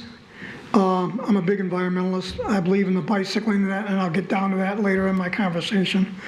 But in my point of view, it's never been about the trees. It's been about the density of the dwelling, over-exceeding the apartments on the available land. I believe, Mayor, it was you that said that most of the people that on the master plan that objected to it were nowhere near the Greenfield project and will not be affected by it. That's not true.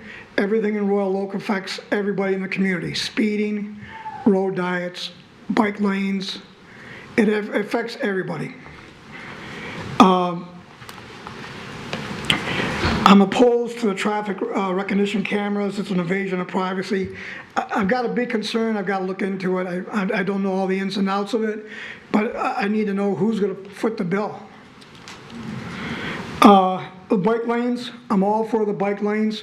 However, when you put the road diets in effect, the carbon emissions you're expelling to put the road diets in and the bump outs, in my opinion, far exceeds what the Royal Oak is trying to accomplish in sustainability. I'm starting to see a major increase in traffic down the residential streets in Campbell since the road diets are coming into more and more effect. Speeding, violation, disregard for traffic signs is getting to be a real big problem. There has to be another way to do this. I'm all for the speed bumps, and as other residents talked about, I would like to see law enforcement enforce, not just stand in with their vehicles where people see them and they stop. They need to be unmarked cars sitting in the back, and when you stop somebody, it has to be for that violation, not a reduction in that violation. That's what the court system is for. Let them argue it in court.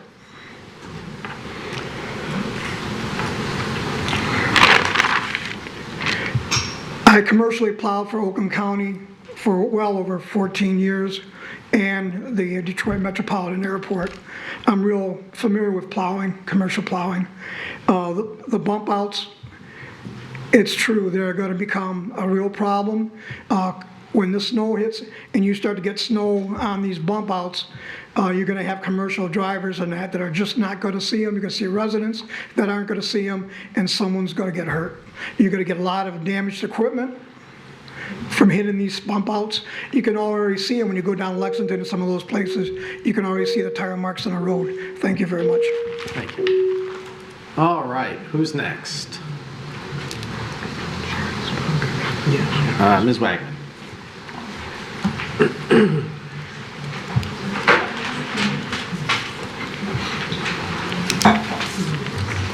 Janice Wagman. I thought I'd let people.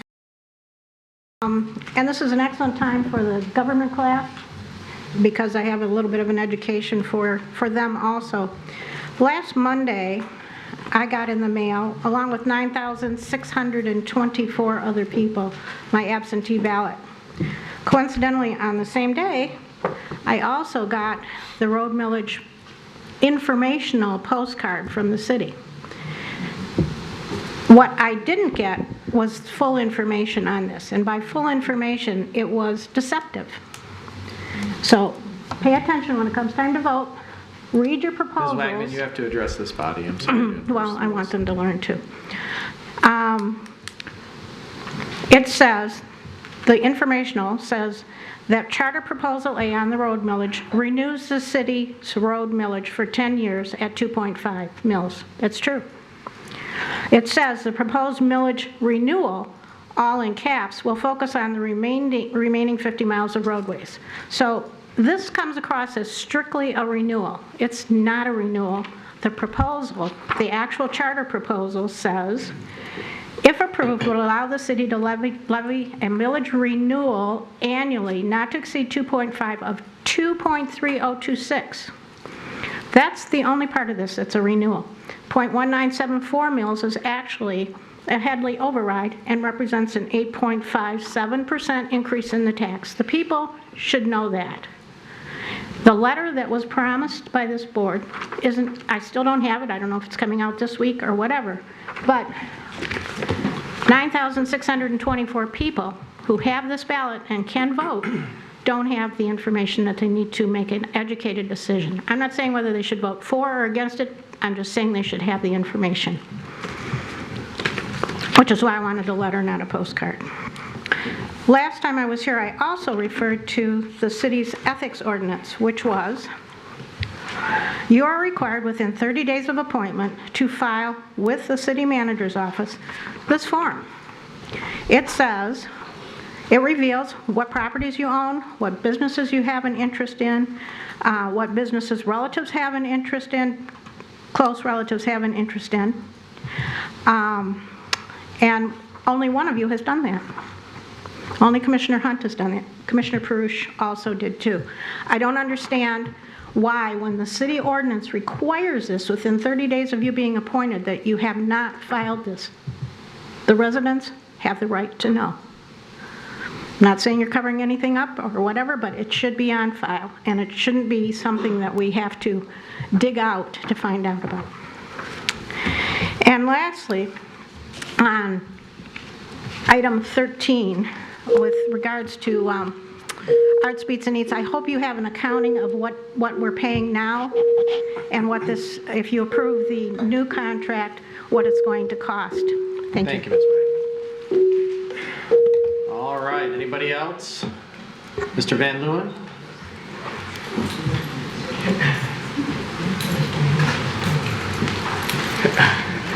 Thank you, guys. Jason Van Leeuwen, Royal Oak resident since '98.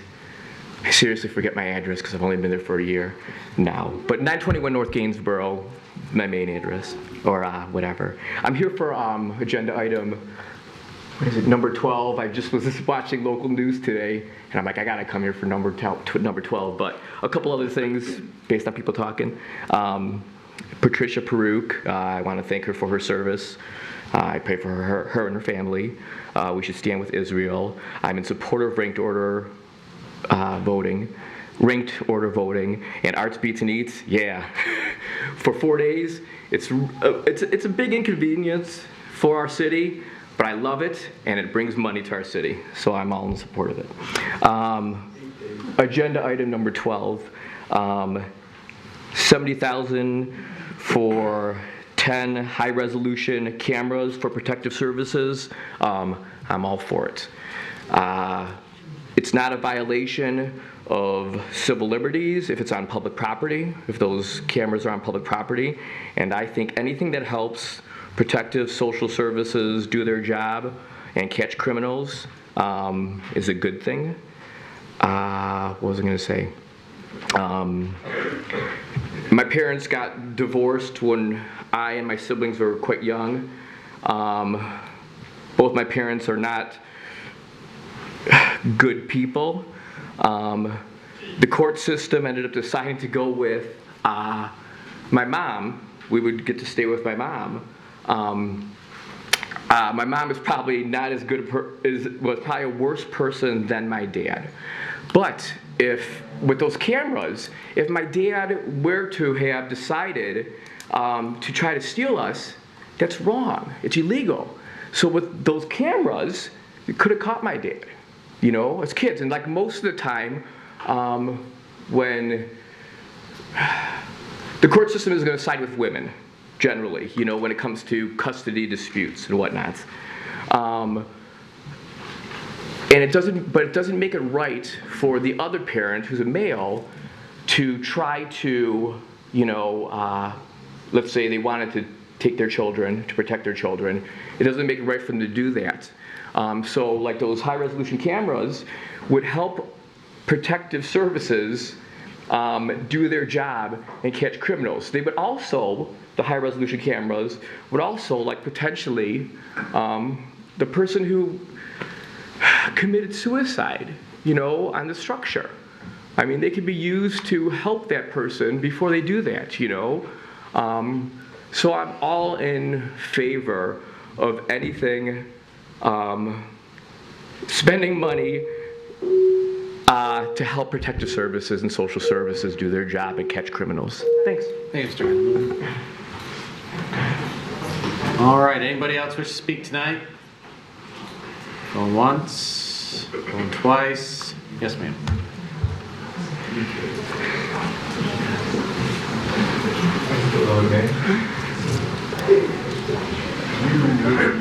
My name is Sandra Yaki, and I live on Bonneview, and I've been a resident of Royal Oak for over 80 years.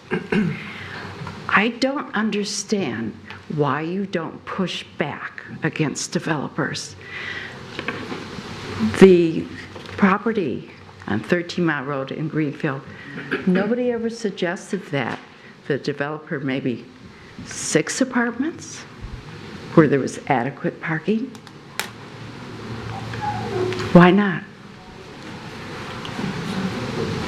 It would make, you'd still have your relationship with the developer, but you can push back. I just don't understand your reasoning. Thank you. Thank you. All right, who's next? Anybody else?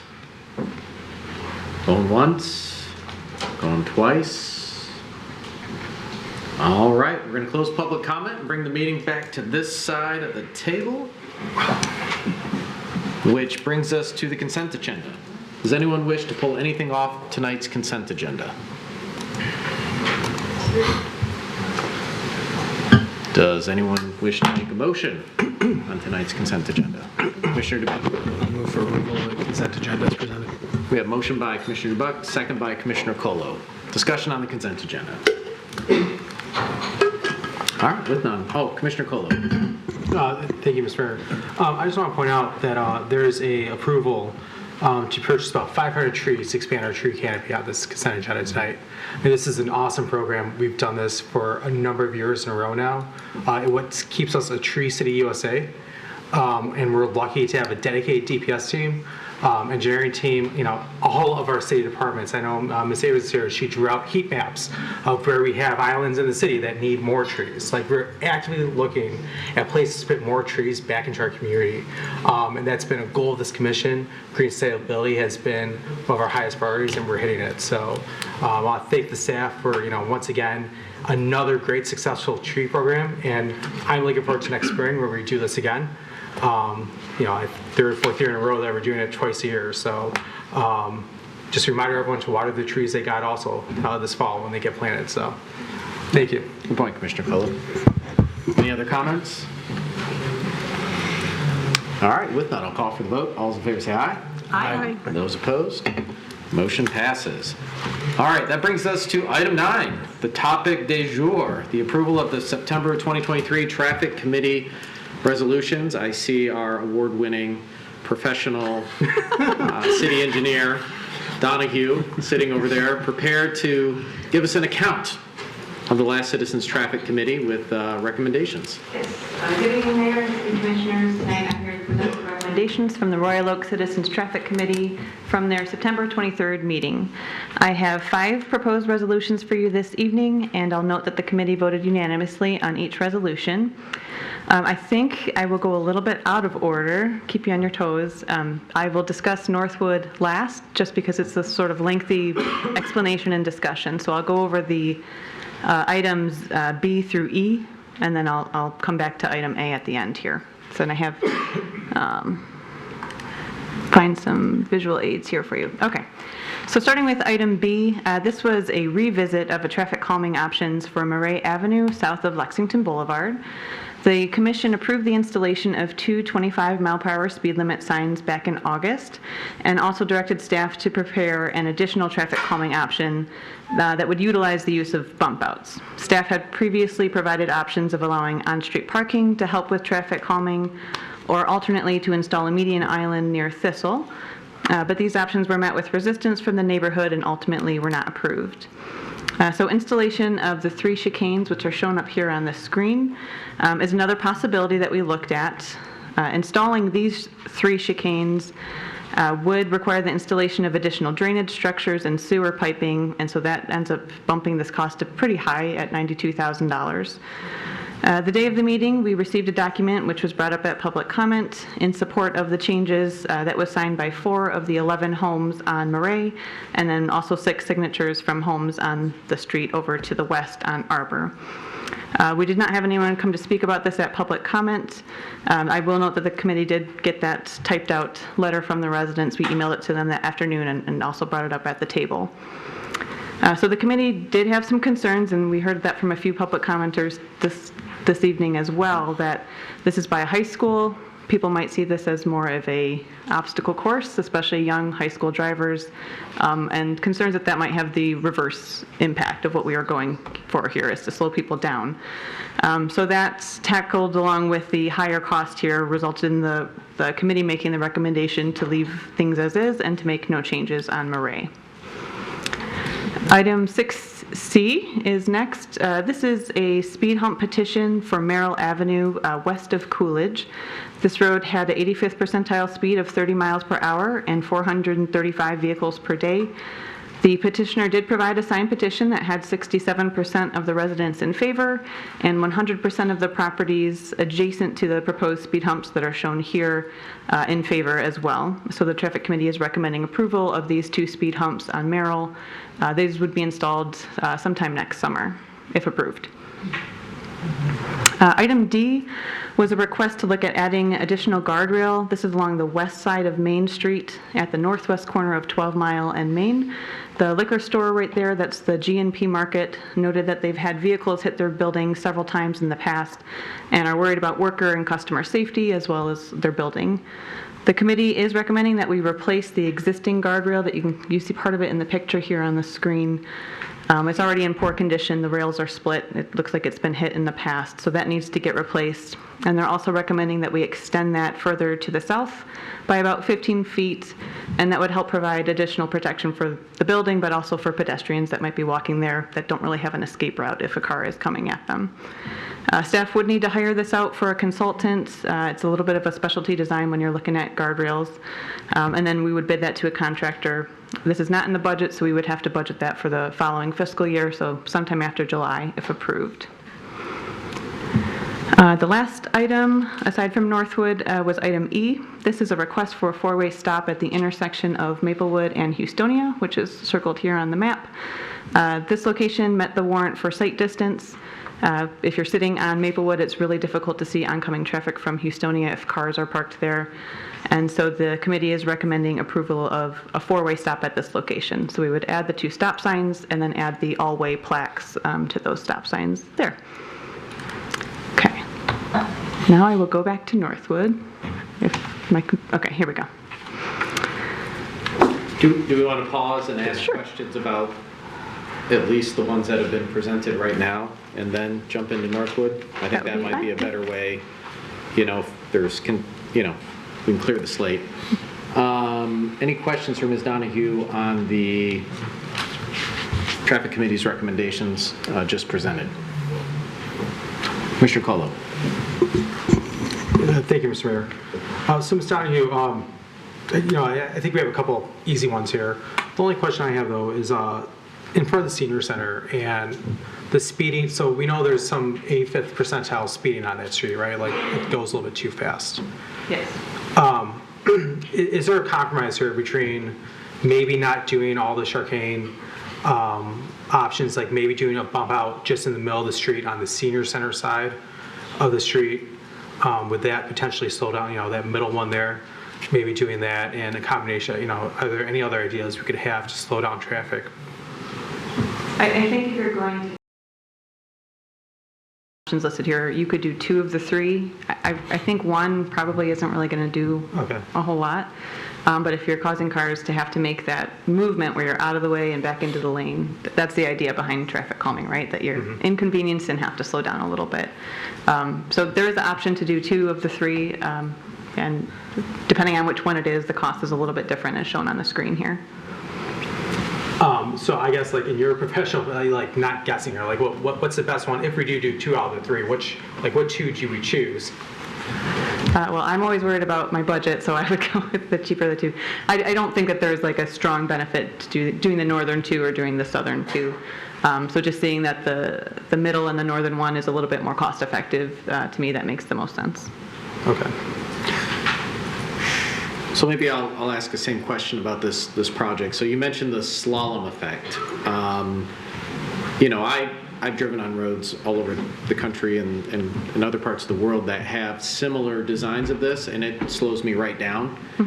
But that's me, But for folks that have a total disregard for speed limits to begin with, does it slow them down? What does the data say? What does the science say?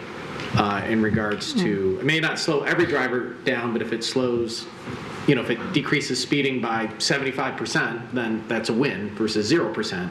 What does the research and science show in this particular type of constellation? I mean, the reason that this is recommended, it's a national recommendation that we do across the country, is that it works. There's always going to be bad actors. There's always going to be people that disregard it. This particular one, I think we're a little more concerned just knowing that this is where a lot of high schoolers are going to be driving. So I think that's what gave them some additional pause, where we might not have that same concern at other parts of the city. There'll always be young drivers everywhere, right? But they will be really concentrated in this location. So that's, I think, why the committee voted the way that they did. But yeah, that's why people say don't put stop signs for speeding, because they don't work. That's not a solution for speeding. Traffic calming works, speed humps work. There's a few different options out there, but they're often not popular. I know that. But that is what the studies tell us and what they recommend. And I know there's a lot of pedestrians. I'm traveling that street more often with kids in soccer and sports and having a high schooler. It's not just cars going up and down. The sidewalks, kids walking to school, riding their bikes. It's a very dangerous area to have speeders.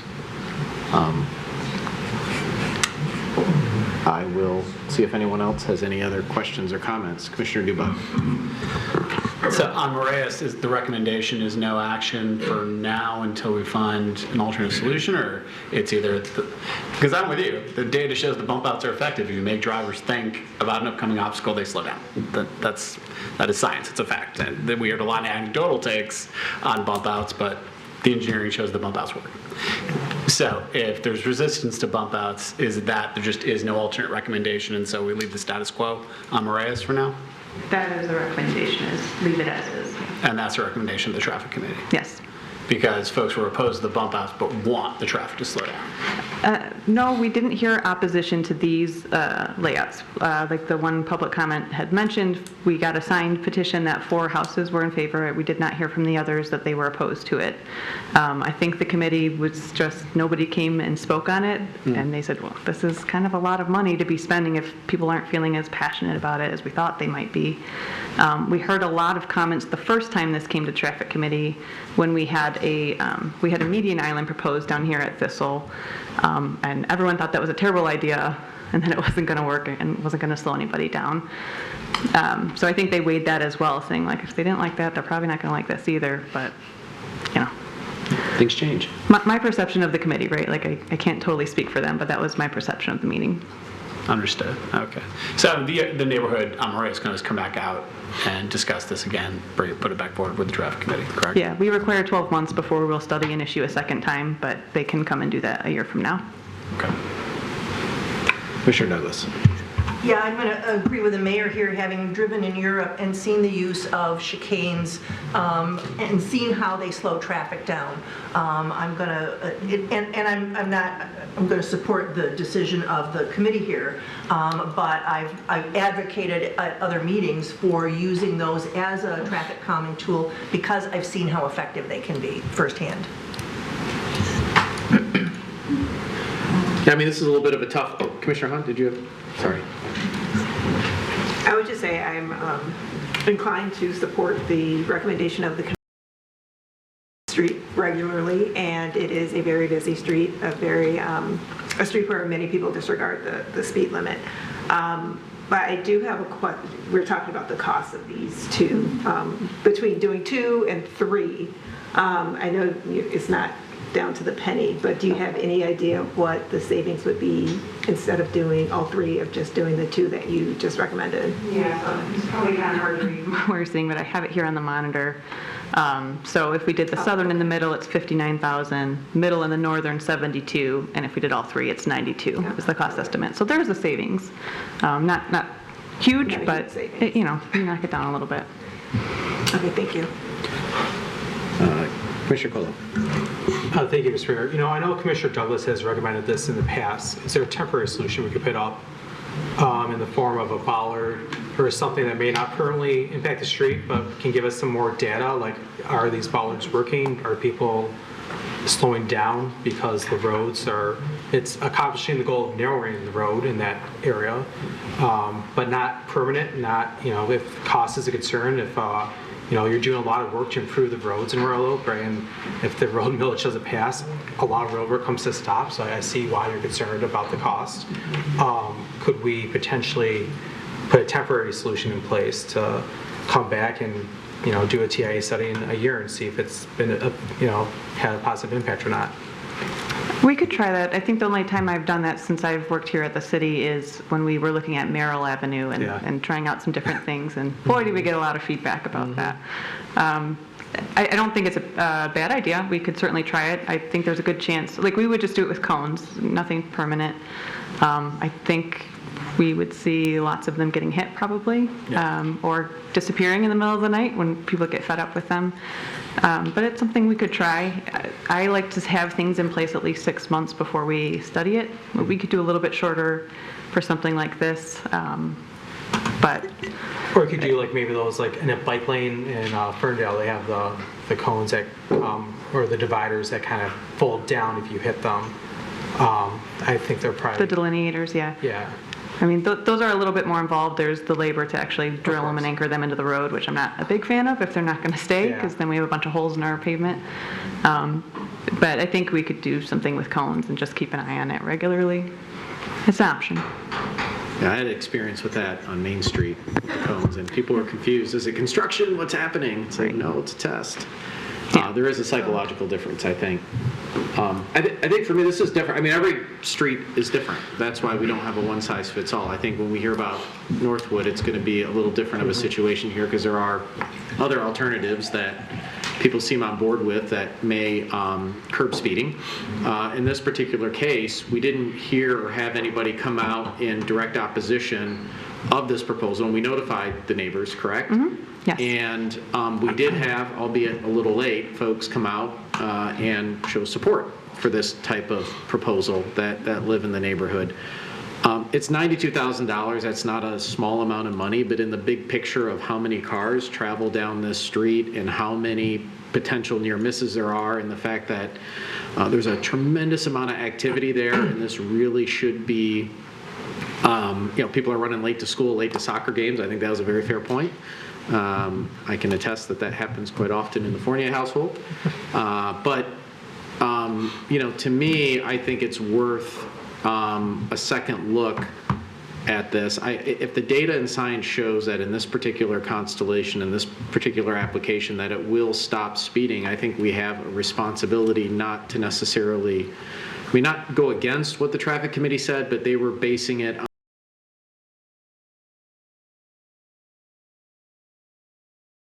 on the fact that nobody came, nobody cares, which I think is not true anymore. We do have people that came out and they care and they sign petitions and they want this on their street, at least 4 out of the 10 houses that are there, which is not an insignificant number. So, to me, we've always made safety our priority. It's why we're one of the safest cities in the country.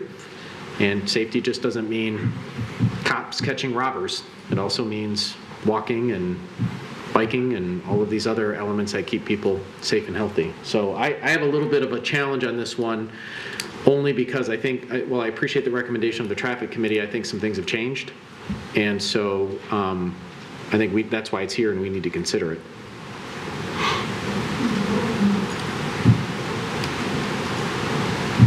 Awkward silence. All right. Yeah. All 3 of them? No, this one. Oh, all 3 of them. Yeah, if you're going to do it, you do all 3 to get the full effect. We might make some speeders angry. I'll take it. Too bad. Commissioner Colo? Okay, for the sake of discussion and listening to the mayor talk about this, I will make a motion to approve all 3 bump outs on Murray. A motion by Commissioner Colo. Is there a second? Second by Commissioner Douglas. Discussion. Commissioner Dubak. So, did the gentleman that came forward to public comment, he said that his neighbors all signed in favor of this plan? 4 out of the 10? Yes. 4 out of 11. 4 out of 11. I was off by 1.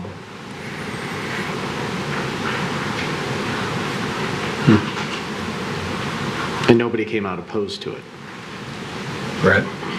And according to our city engineer and the national safety standards and all of that, as a plurality, these work in these sort of situations. We know doing nothing won't work. We know doing nothing won't stop speeding. I think it's the right design to address the issue. I'm just curious, is this a good fit for this street, given the high volumes of traffic, given the parks, the soccer games, the high school, the ice arena? I think all those are reasons that we need to slow down traffic. But is this a good candidate for this solution? I think it is.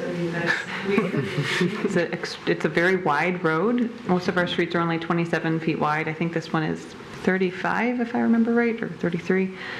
So extra wide with no parking allowed. So it's zoom down there as fast as you want. It's not too hard to do. So I think it's a good candidate. I think there'll be some frustrated drivers. I think some drivers are going to hit these probably when they're not used to it.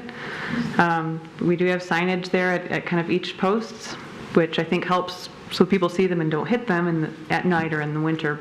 But that's also a lot of signs on a street. So we hear complaints about that too, right? Sign pollution. So But I think it's a good candidate. I wouldn't have put it on paper if I didn't think it would work. All right. Commissioner Macy? Yeah, I think I said the same thing that last time we looked at this, which is just, I drive this all the time, I got 2 high schoolers, and the time that I see the most problems is when school is starting and when school is ending. And I've actually come to Engineer Donahue in the past with on the other side of whatever that little street is of Murray, that there's a problem when people park on opposite sides of the street, because when people are trying to come and go, they can't, it's gridlocked in that morning and the evening commute, and it's full of drivers who are brand new. Like almost half the people driving there are brand new. So to me, this is recreating the problem that I was already concerned about in Murray. So I'm going to go with the Traffic Committee's recommendation on this one. Commissioner Hunt? I think I share the same concern, well, starting with what Commissioner Dubuck indicated, whether or not this is the right solution for this street.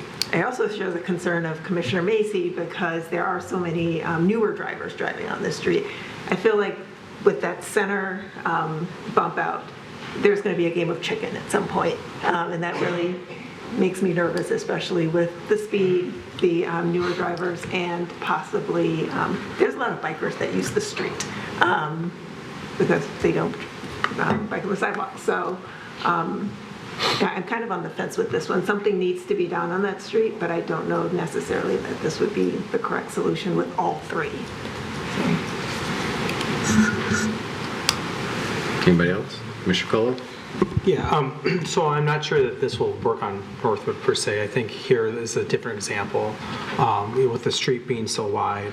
Looking at traffic in and out of the high school, I think is a legitimate concern, but at the same time, this is also, I think we're not realizing this. This is a neighborhood, right? This isn't a main throughway. This would be like cars in any of our neighborhoods. There are 11 lovely houses right there, and it feeds directly into another, more of a neighborhood. So this isn't, when considering how to slow down cars, I think, we asked our engineer to come up with a plan, and she has. And we see that there's a problem. We've had 3 different solutions presented on this road, and this is the one that seems to have caused the least amount of issues. We've not had no one come out against this one. We had people come out against the passive issue of just allowing parking on the west side of the street. That was an easy solution, but a lot of people said, no, we don't want that.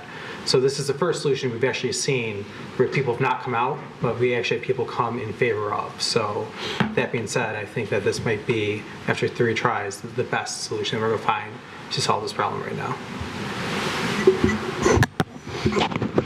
Yeah, I'll just add, there's probably no perfect solution because you're always going to have folks that are going to not really be considerate of other human beings. And so if you put speed humps, some people are going to fly over them. If you do stop signs, people are going to stop, race, go through them.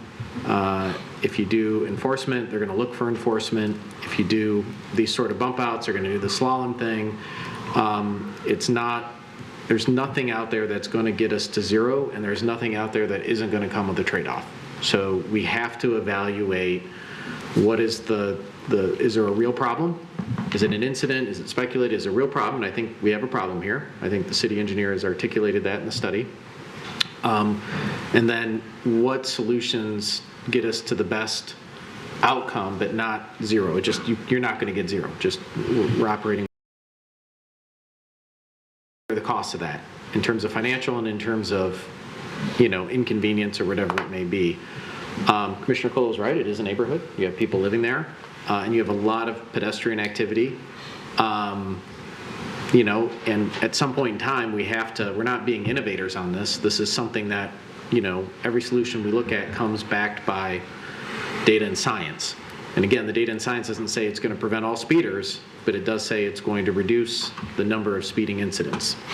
So, the other alternative is you narrow the road significantly, but that's very, very costly and very inconvenient. I think it's a worthy motion, and I don't think that there's a right or wrong answer here, so I respect the opinion of all my colleagues. I won't say I'm on the fence, but being up here for 12 years, we never find perfect solutions for anything. We just try to, limit the impact as best as possible. So, there's a motion on the table. Any other discussion? All right, I'll call for the vote. All those in favor say aye. Aye. Those opposed? No. Okay, so the ayes have it. All right. So we have a few more? Oh, sorry. Yeah. To get the other easy, perceivably easy ones out of the way, I vote to take traffic committee recommendation. Can you move before you vote, Commissioner Cole? I would vote, so I'm going to move. Which way would you like me to move, sir? I move to approve C, D, and E. We have a motion by Commissioner Colo, second by Commissioner Douglas. Discussions on these ones. All right. Oh, Commissioner Hunt. I just have a question for Engineer Donahue. Is there any reason, or is there any idea why there's been so many these convenience store right there at 12 in Main? Is there something there that's causing? I think it's just built so close to the corner, so I was like, could you just move your building back? But they didn't like that idea, obviously, so, but it's right there, so any intersection, if the car deflects and is projected in that direction, like the building is right there to be hit. There's now a traffic pole there for the traffic signal, so that helps a little bit. That'll get hit before the building does. But this January, I don't know if you saw it, but it got hit, even though that pole was there. It found the perfect little window and managed to hit the building. So it's a bad location. All right, thank you. Any other questions, comments? All right, with none, I'll call for the vote. All those in favor say aye. Aye. Those opposed? The motions pass. All right, Northwood. Northwood, okay. So we brought item A to discuss traffic calming options for Northwood Boulevard. This is between Woodward and Crooks, so that's about 0.8 miles long. Staff had previously been directed by the commission to install traffic calming on Northwood when the road is next improved, and that is now coming up in 2024. So I have an exhibit here that I can definitely walk through just to go over the various options that are potentially available and kind of where the traffic committee had different discussion points. That's also available online if you want to kind of zoom and look at your own. That's at romy.gov/Northwood. These were presented to staff first and then brought to the traffic committee for consideration. There are 17 potential locations for bump outs or chicanes to help slow down traffic, and staff's original recommendation was to install improvements at 10 out of the 17 locations. Many residents from the neighborhood attended the traffic meeting and spoke in favor of reducing the speed, but most did not think that these proposed changes would impact traffic enough and preferred that we move forward with speed humps. And that is a generalization, but that's a decent summary of what we heard. This street was not considered for speed humps initially because it is on our snow plow priority list. So that means every time it snows, this street gets plowed after the main roads. When discussing this with DPS, we learned that the primary reason this was on the priority list was because of the old fire station on Webster, which is, of course, not a fire station anymore. So ultimately, the committee is recommending that we remove Northwood from the snowplow priority list, so that would give the residents then the chance to petition for speed humps and potentially bring that forward for approval at a later date. Removing it from the snowplow priority list would mean that it only gets plowed when there's 4 inches or more of snow, so they wouldn't be seeing the plows quite as often. The committee is also recommending moving forward with some other improvements, and I will kind of go through those as I walk through this. And finally, they're recommending a look at the crosswalks that are out there across the median to see if any of those should be modified or added to the scope. So I'll do my best. Try not to get confused. Stay with me. I will summarize what the committee is recommending, and that is bubbled in blue on the screen. If you need me to zoom in at any point, just let me know. And I will also try and walk through kind of what staff's recommendation was, just so you have kind of the two options here. From a staff perspective, We don't have an issue if speed humps are approved. We are not objectionable to that. It just wasn't an option, frankly. We thought that this was a snowplow priority street and would have to remain that way. Looking at this entire corridor, so this is Northwood from Woodward to Crooks, our goal was basically to do some sort of slowdown improvement near Woodward, do something else near Crooks, and do something in the middle of the corridor. So that's why we went from all these 17 locations where we could fit something in there that would slow down traffic, not affect drainage, and not have a huge impact on people's parking adjacent to their house, and then kind of take some of those out because I thought was overkill. There was a lot of different options, but we kind of showed what was feasible that could be installed. So to orient you, Northwood is starting kind of at the southerly end at Woodward here, and will progress northerly as we move along the pages. At the end of each panel, it would connect to the panel at the bottom of the screen, and then we'll go to the next page, and you just keep progressing through the corridor that way, heading north. So one of the first recommendations that was actually an add-on that staff is in favor of is to add a bump out right at Woodward when you turn out on off of Northwood onto Woodward. Currently there's just striping there that tells you it's only a single lane exit onto Woodward, but it sounds like people are queuing with two vehicles side by side and trying to turn at the same time, which is a safety issue. So we had quite a few people ask if we could install something more permanent there to make sure that there's only one lane of traffic exiting. So that's a new recommendation that the committee is in favor of. Locations 1 and 2, which are shown. Really quick, Ms. Yes. Quickly, if I'm looking at romy.gov/Northwood, this panoramic map is current with what we're seeing on the screen here too? It's the bottom link. It's the bottom link, not the image you see. Yes, it's on there. It's the link on the bottom, it's not the image on the top. If you click on the image, it will blow up into the... So the image on top is current to what we're discussing right now? Click on it. Commissioner Colo? No, Commissioner Mason is telling me not Northwood to. preliminary designs, printable version 11 by 17. Okay. So yeah, if you click on that, the design is correct. It does not have the blue bubbles because I added those for this meeting. So Gotcha, okay, just want to make sure. Thank you. But otherwise, yeah, same layout. So moving along, locations 1 and 2 are right in front of the Shrine Basilica. We ran these by the church. We had somebody come from the church to the meeting, was also in favor of these. Did not hear any objection to these two improvements. So these are recommended by the committee and by staff. So location 1 is basically widening the median that is in between the Shrine's parking lot and their church. So that would create only a 10-foot drive lane for vehicles. It would take all of the parking off of this block of Northwood, which is a good thing in this case because it provides a lot more visibility for the pedestrians that would be crossing to get to the church at these two crosswalks there. Additionally, there's currently a shared driveway / sidewalk ramp here that's pretty unsafe. You don't want cars and pedestrians going to the same location, so we would actually separate that with a grass buffer, create a ADA compliant sidewalk ramp there, and then have a driveway for the public alley that allows access into the parking lot there. So that's location 1. Location 2 is at Roseland here.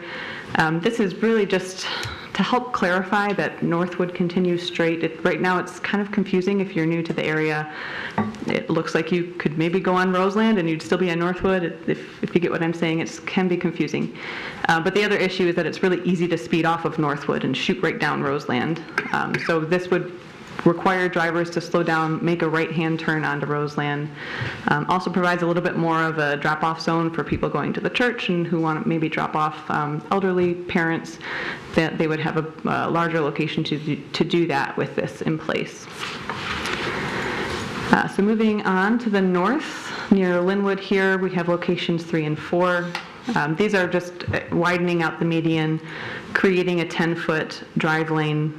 It takes away a little bit of parking by certain houses, but we did make sure that there was parking either on a side street or available parking further down on that person's parcel.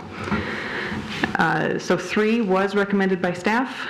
This would be like one of the first spots that somebody gets slowed down coming off of Woodward. It would be the first traffic calming that they came across.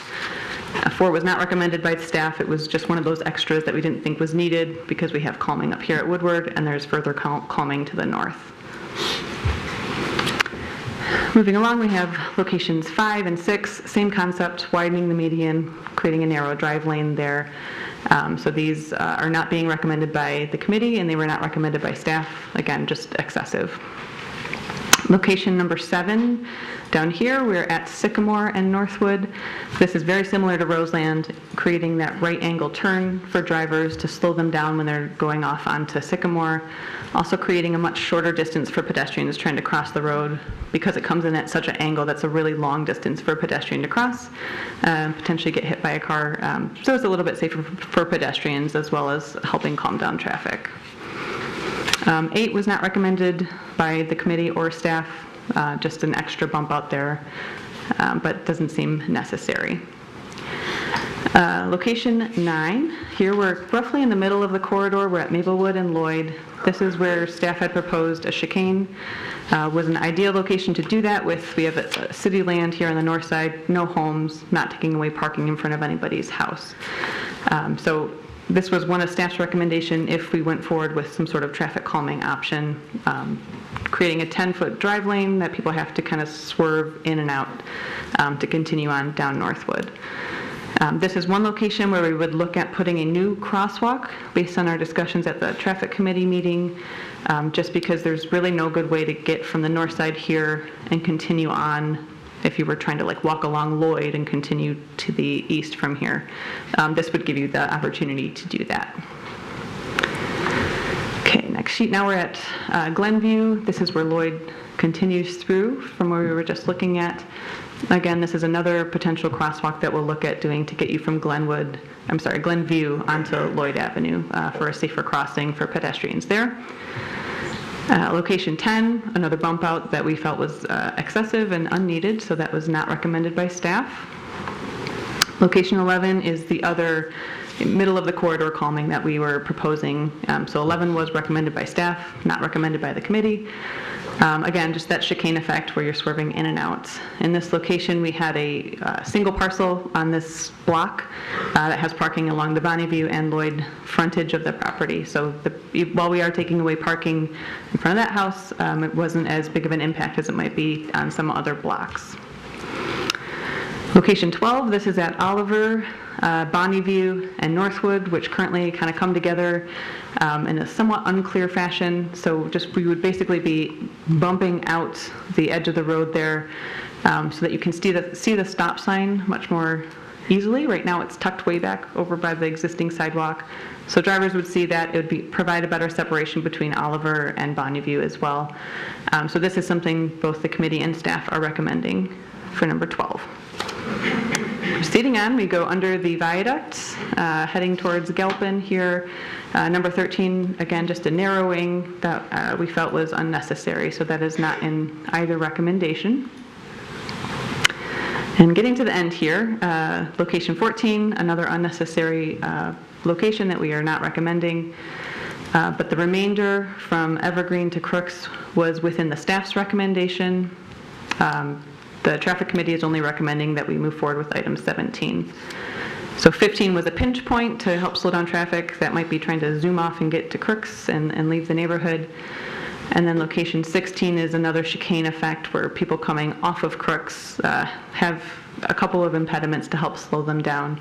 These ones are located at catch basins, so they could also be used as smaller rain gardens. It wouldn't be a huge volume of water, but it was a nice opportunity to do two different things at the same location.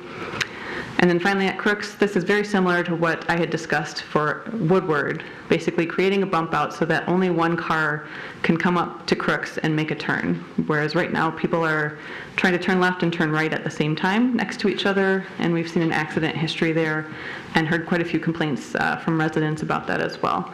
And so that one is recommended both by staff and the traffic committee. So kind of just going over the costs, the revised, so the initial cost to do the staff's 10 options was about $184,000. We heard a lot of different numbers during public comment, so 184 was the estimate. To do the options that are circled in blue here and recommended by the committee, that's about $85,000, so almost $100,000 less. If speed humps do get through the petition process and get approved, ballpark cost on that would be about $70,000 additional. So we're $135,000 if everything with that option were to move forward. I did want to note that we included extra funds in our budget and in our capital improvement plan. We knew this was coming up in 2024, and so these costs have already been budgeted for, so it wouldn't be a big, it's not like an add-on that we'd be looking to add next year. I think that's all I wanted to say, but I'm happy to take any questions. Yeah. All right. Commissioner Macy. Thank you, as always. That was very thorough. So the residents, it sounds like the traffic committee, reflecting the residents' desires, sort of pick and chose several of these things, not always in line with what your recommendations were, even getting rid of those ones that you thought weren't necessary. So, but I think they have in mind also that these speed humps are definitely going to happen, and so I'm wondering what your view is of the revised petition with if they also do speed humps. Like, is that cohesive? Does that make sense to do those together, or would your recommendation change if you knew for sure they were going to get speed humps? No, so all the circled items, with the exception of what we had shown at Woodward, which I'll zoom in here, this is really the only traffic calming within the drive lane of Northwood that we would be doing. Everything else is something like this, like a safety bump out or making the road a little safer, doing the crooks or Woodward turns. So they're really not traffic calming. So we would do speed humps for calming and these other safety improvements as part of the project. Great, thank you. Other questions? Commissioner Colo. Thank you. If we were to move forward, and if speed bump humps, whatever sort of concrete in the ground goes in and slow down cars happens eventually. If we were to add 15 and 16, is there enough of an environmental impact on that with the rain garden going in and also traffic calming that would also work with the design of speed bumps that you might have? So 16 is the only one that had rain gardens where it would work, because these are low points in the road. 15 would just be grass. We could do them. To me, I think it's clearer for the neighborhood if you just do one, if you either just do speed humps or if you just do the chicanes. We could do a mix of fixes. I could design whatever you want, but that I think could potentially get a little confusing for drivers too. But I guess that would also slow them down. So Well, I can see and I'm both looking sides too, to like that. this is right off Crooks too. It's not into the neighborhood quite yet. You know, it's across from a church parking lot, the old fire station. So, and you know, adding green infrastructure. So I don't know, I guess this might be a way to at least add some more green into it. Respect the clear will of the neighborhood. That, you know, we're not going to add a lot of bump outs and chicanes that aren't quite wanted in the middle of the, you know, looking at those, like I think 9 and 11 are in the middle of the neighborhood, which might have been good and effective, but clearly not wanted. So this might be a way to get some green infrastructure in there, slow it down a little, and still allow for the speed bumps that are being looked for. I would say the volume captured in these rain gardens, it won't be much. You know, it's the drainage from Evergreen to Crooks. So it would be more feel good, I think, than making this a huge dent in our stormwater capacity. Well, that's every little bit helps, right? But I don't want to give the impression that this is like a huge assistance to stormwater management. Okay. Commissioner Hunt. So the removal from the snow priority list or the plow priority list, is that from Woodward all the way through Crooks? Yes. Okay. So I think my concern is of the church and the parking lot across the street. So you said 4 inches of snow is the minimum before it starts plowing, correct? So there's a possibility that people will be going to church walking in 3.5 inches of snow. That's true. All right. Trade-offs. Yeah, trade-offs, but okay. Sorry, the meeting's up here. I can't have you guys interrupt, okay? I appreciate Well, it. do Thank you know if the church doesn't have their own? I heard that Shrine plows it. That's what I'm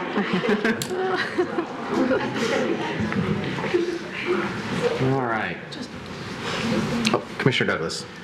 So just to make sure we fully understand the petition process, once this, if we approve what you've done here in terms of controlling width and corners, you would issue write up a petition that neighbors could get a copy of and circulate along the street. And does that presume the change in the snow plowing status? I mean, are they voting on two things? Or is that inevitable if they approve the speed humps? The second. So the snow plow priority is your decision only. The petition is the speed humps only for the residents, if that makes sense.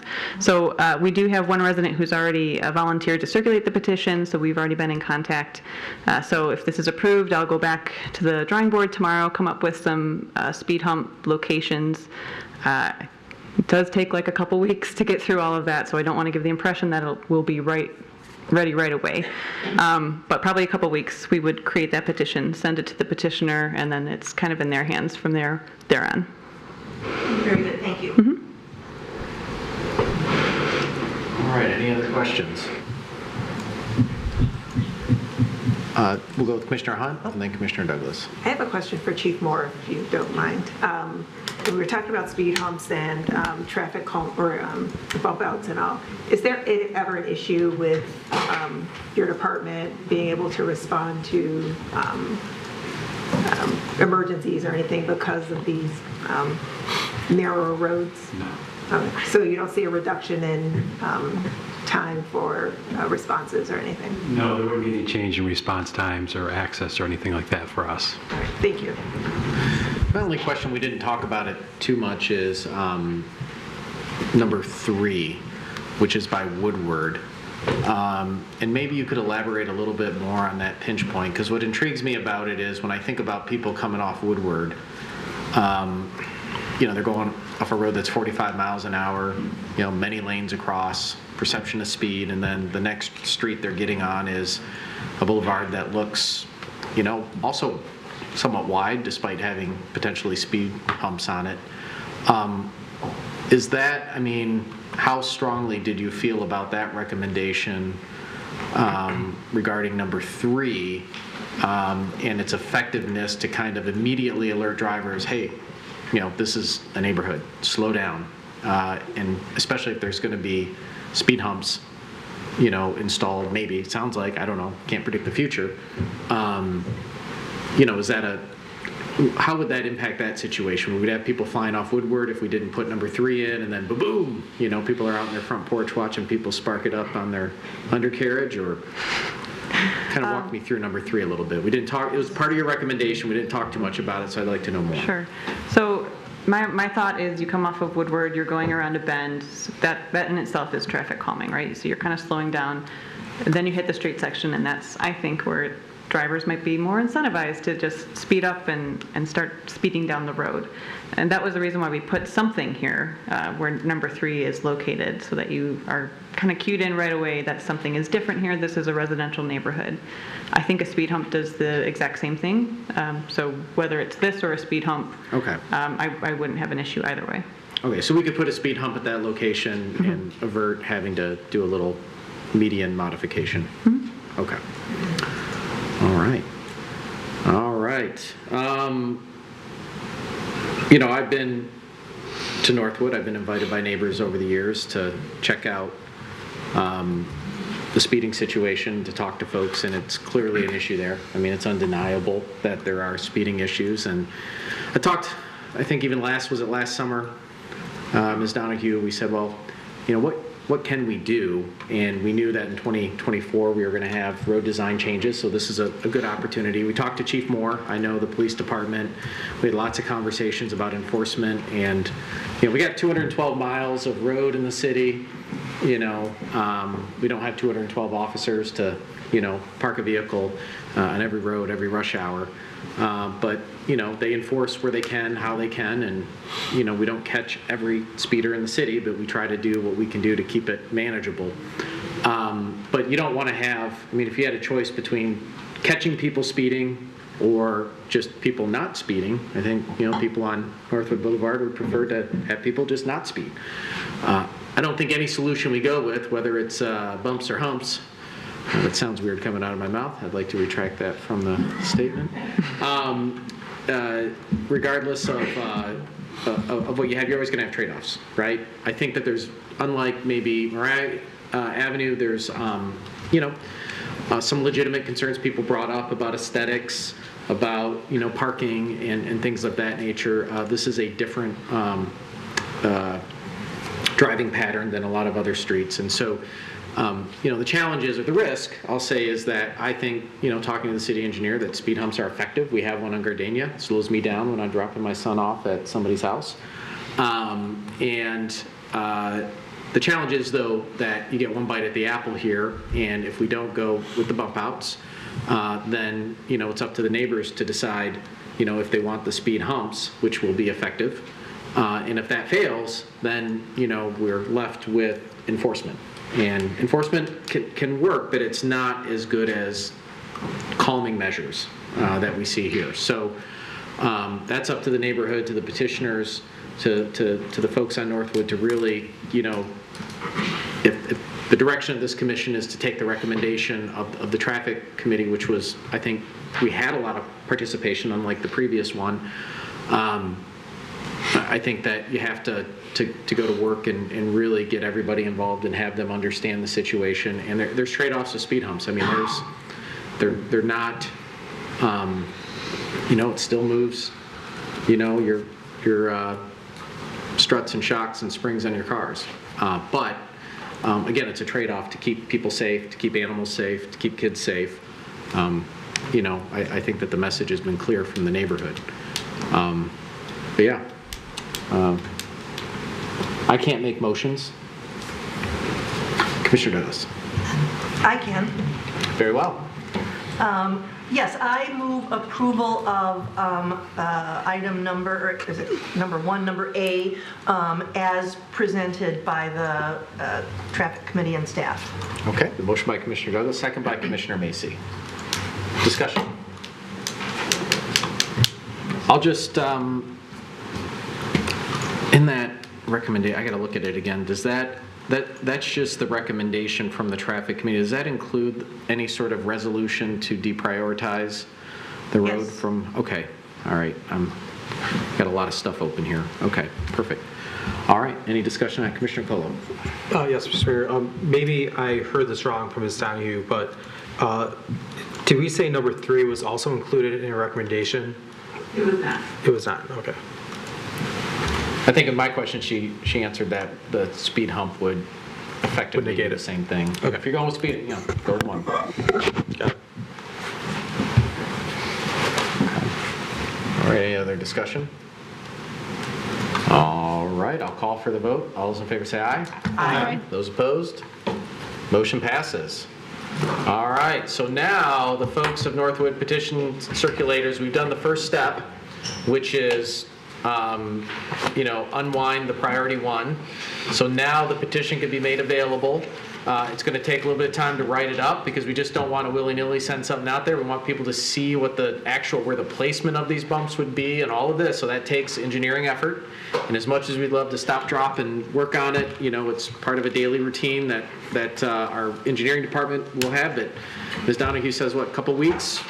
We'll have it out, and then from there, folks can really look at a solid plan for the speed humps, and then get that threshold met, and then becomes part of the design. Commissioner Douglas. If I may, Mayor, I responded to one of the residents of Northwood Boulevard sent an email, and my response was, what I will say now is this is democracy in action. I mean, this is the citizens of the people who live on this street having an opportunity to, voice their wishes, have their wishes represented and brought back to us. Yes. So I would say petition circulators, go out and circulate. The thing else I'll say is, a big thank you to the folks of Northwood that came out. You came out and you stuck to the issue. You had concerns, valid concerns. You brought them up to the commission. You brought them to the Citizens Traffic Committee. It wasn't polluted with a bunch of election season noise and nonsense. You just came in and said, here are our concerns. This is what we'd like to see. Here are our ideas. Can you work with us?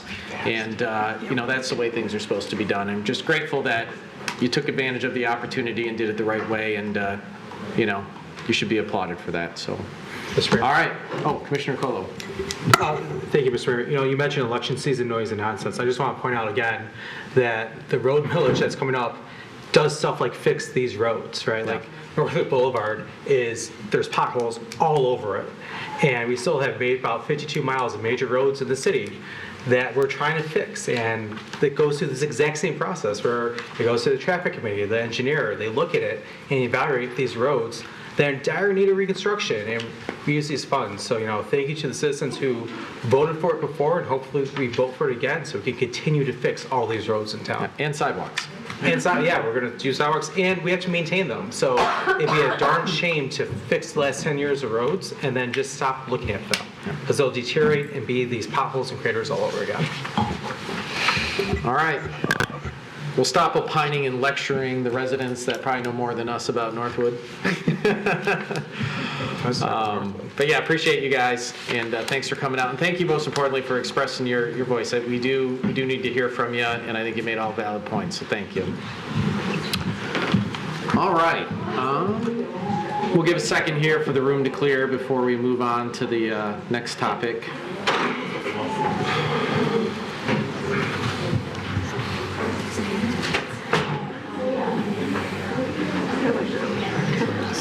They don't need signatures.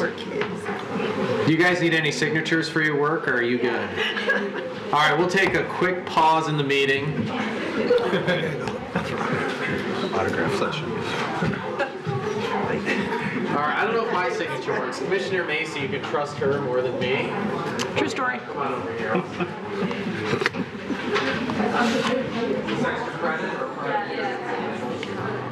Mayor is a jerk.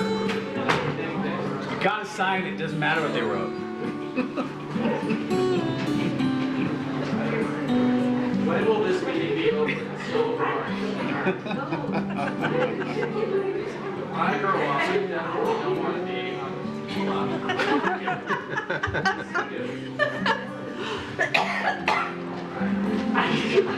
That's good. Mayor's too old to read this. All right. That's a pretty awesome handwriting. Be a spy.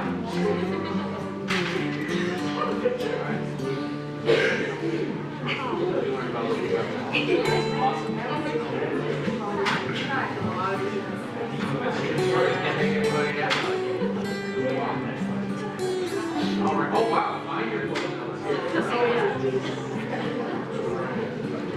Commissioner Unanimous. All right.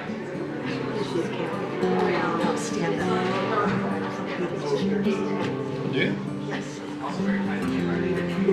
Lumbar support. Like lumbar support.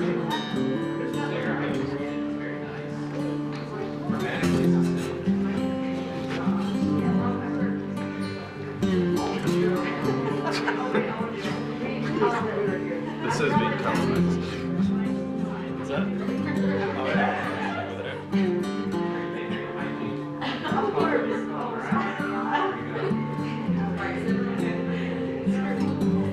They're also all on camera right now, Mike.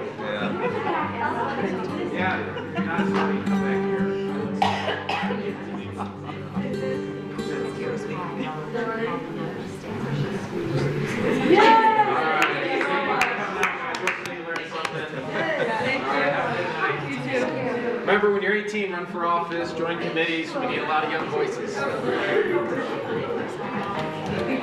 I'm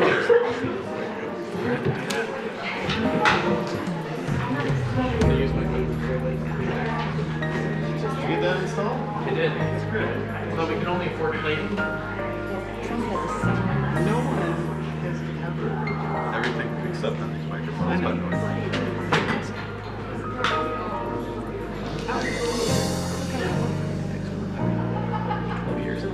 So I've signed it, but I think So I signed it again today because they were three people signed it. I was like, okay, I don't know who signed it, I didn't sign it. But if you look at it, you're supposed to sign it once, and then if there's an addition, if there's a change, then you have to make it. Oh, maybe I did it in like 11. Yes. And it's priced. It's Amazon. So I think I got the first time. Oh, good. It was probably there now.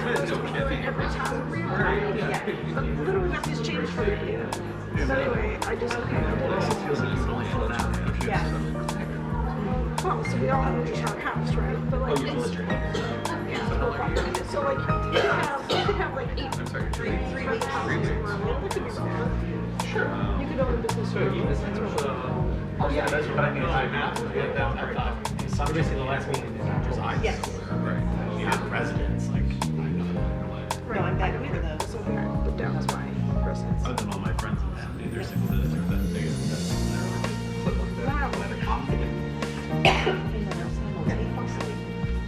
Oh, No, it's not. Okay. Very good. Did you just say it's like so we're gonna go into, we're not even gonna stay at Wax, we're gonna fly and stay at the airport hotel. Okay. Do Pearl Harbor first thing in the morning, and then fly to Maui. You and me, Mike, let's just vote on everything right now.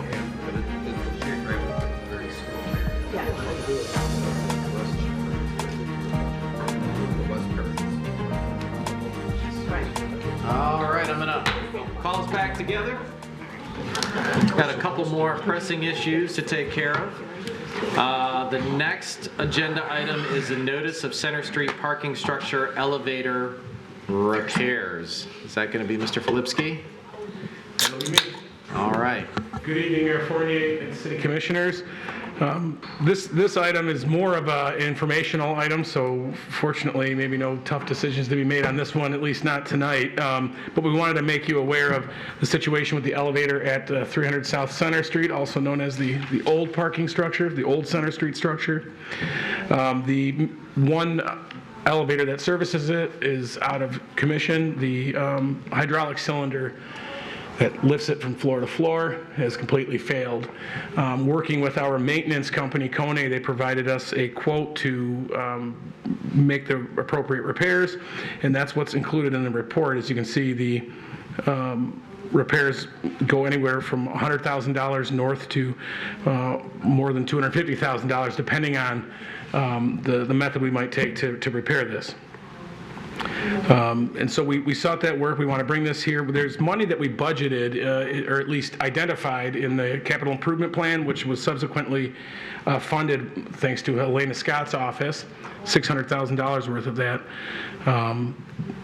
In the event that we choose to make this repair, that would be a potential funding source for that. There are a couple of issues that was not explicitly stated in our request with Helena Scott's office. So we're right now working through to find out if that would be a permitted use of that as one potential funding source. Alternatively, the American Rescue Plan Act funds could be used for this. Next steps right now are getting detailed quotes. We have a bid out, and that will provide us some better detail on what costs we might be facing should we choose to repair this. In the meantime, right now we have signage indicating that the elevator at the old part of the structure is not functioning. We're actually going to enhance that signage a little bit to indicate that for folks that might need an elevator to use the newer portion of that structure. But as I said before, this doesn't really require a decision tonight, but maybe some conversation if you'd wish. But we wanted to present this and give you an idea of kind of what our path is moving forward. It's kind of a hefty repair bill in this instance. Yeah. Questions? Oh, Commissioner Douglas. Thank you, Mayor. Mr. Brake, is this parking structure paid for? I would say that it is, but it's reached its period of obsolescence, so. Exactly the point Yes. I was going to make. Yes. I've been on this commission for 10 years, and I think from day one, people have been talking about how functionally obsolete this parking structure is. I also know that we've had developers inquire about the possibility of redeveloping this site. I also know that our master plan direction document suggests the possibility of putting a building there with like an arcade or a pass-through to connect the Washington Avenue businesses and the train station with the rest of downtown. And my question would be, instead of spending between $100,000 or $250,000 on a new elevator, what if we were just to demolish this structure and pass the cost along to a future developer, knowing that there's a fair amount of interest in there already? So there's a few things to consider along those lines. For one thing, we do not have the amount budgeted for the demolition. So if we were to decide to do that immediately, we wouldn't have the ability to do that. So it's a matter of how long can we get by with this inconvenience. When you look at the history of significant changing projects, for instance, the Civic Center area, that took 3 years to compile and to move that forward. So take that into consideration. The other element, if you do look at the parking study and the use of the structures, ordinarily, most of the time, they're well below 50%. However, this parking structure on Saturdays, it reaches a peak of about 60%. So there's a lot of things, and I'm not trying to talk you into saving it, but there is some due diligence that we would have to do to make sure that there's sufficient parking. But it does raise the question, are we throwing good money after bad? So, which I wholeheartedly agree. If there is a more economical way that we can go about Band-Aid, if you will. And that's where I think having the conversations with the elevator professionals, if there is a way. I mean, we certainly don't want to create an unsafe situation, but on the other hand, to make that accessible to individuals that would have physical limitations. So I think by taking a closer look at this, it certainly makes sense. I would concur with you that it's not as functional, and perhaps if we look at a newer development to incorporate some form of parking that could allow public parking on evening hours, for instance. There's been other developments that have incorporated that type of element. So we have a good challenge in front of us, and but I think I would be reluctant to spend the entire amount in the higher range, that if we end up a few years from now that we end up demoing the building. So. I will ask, is it possible the DDA might be able to advance those funds? We haven't had that conversation with them, so that certainly to look at in the grand scheme of things, the prospect of really looking at a plan forward to help us achieve that we can go about something that would be a good development as opposed to rushing through for the sake of trying to not spend money. So has the DDA been approached? No, but would it be worth a conversation? Absolutely. Yeah, I would hope to see us have that conversation and to do some expectation management here. If this comes back at $250,000, I'm not gonna be really happy about voting for, as you, in your words, throwing good money after bad. Right.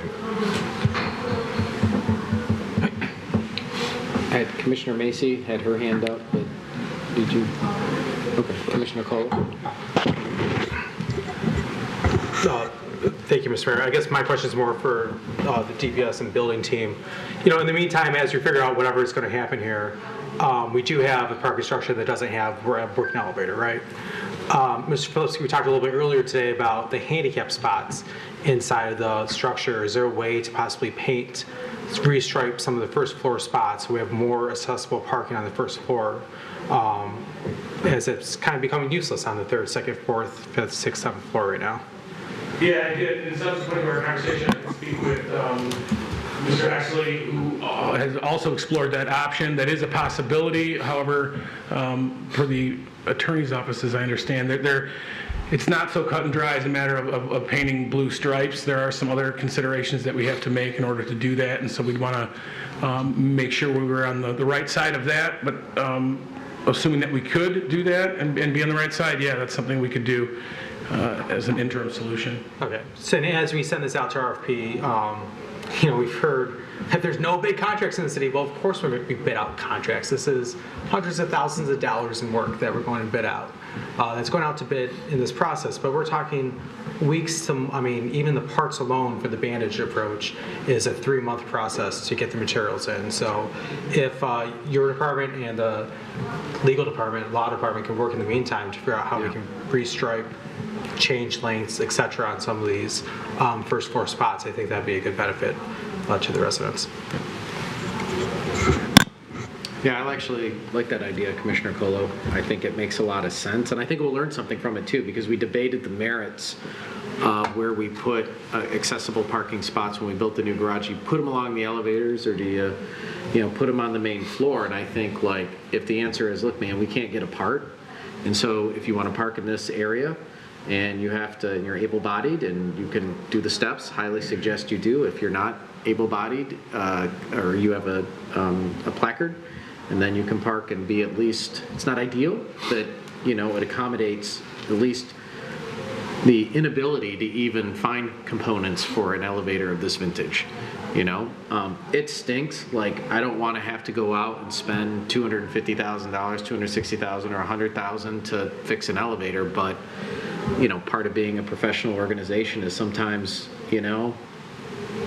shit happens, and you write the check and it doesn't happen at the right time, and you don't want to cut it, but we're professionals and we got to fix things. And even if we think the parking garage isn't going to last, whatever, we still have to fix them, and we have to be at least expeditiously as reasonably possible. And in the meantime, if we know there's a supply chain limitation, paint, it's not free, but it's at least a Band-Aid to help. And I think down the road, even if we do go a different direction, we had, God, it was a number of years ago. Remember, Jeremy Marley was up here, and we had somebody interested in that parking garage. And I know some folks have flirted with it in the past, from what I hear, but if it is something that we would market and do whatever, that could take years. And so, that's why we have parking funds, why we charge for parking. You gotta pay for these things sometimes. It doesn't mean it feels good. And then sometimes you get a $600,000 grant, and that feels good. So, 2 steps ahead, 1 step back, almost literally, based on the math. I don't know, that's, because of the amount here, how does this work? Walk us through the timeline. You went out and you got some initial information about what it costs. You'll go out, get some bids, and then you have to come back here, and then we have to approve the contract. Is there does that eat up a lot of time, or is it to say, hey, bid it out? And because I don't know that, if you came to me and said, well, we bid it out and this other guy's $10,000 cheaper and he's equally qualified, I'm not going to disagree with you. You know what I mean? Is there a better or faster process that we can move forward with to give them, cut weeks out of their timeline? Commissioner Macy? I guess I'm interested to hear that answer too, but I think part of it is that if they have to figure out which of those things have to be done, and if it comes back in $250,000, Commissioner Douglas has already said that she will support that. So I think there's like maybe X amount of dollars that we could all agree that would go forward. I'm with you, Mayor. I think we're such a far away from being able to I wouldn't want to demo it right now, and I think we're going to need the elevator working before we have a chance to figure out what the next step is on it. So, yeah, I would be happy to send them forward with some money, but I think we have to be thoughtful about what that looks like. Well, yeah, and if you do that, then you also have an issue where the bidders watch this meeting and they target their bids right around that bogey, too. Yeah, right. That's true. So that's what I would do, but I'm just a sales guy.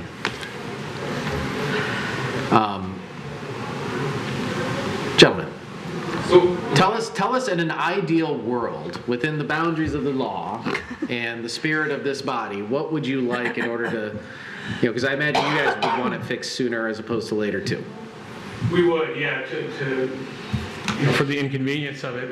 There's I suppose the case to be made that it could be an emergency repair, but I don't think if we, and Matt can speak to the status of the RFP, I believe that's ready to hit the road, yes? Yeah, I mean, a couple days we can put that out there.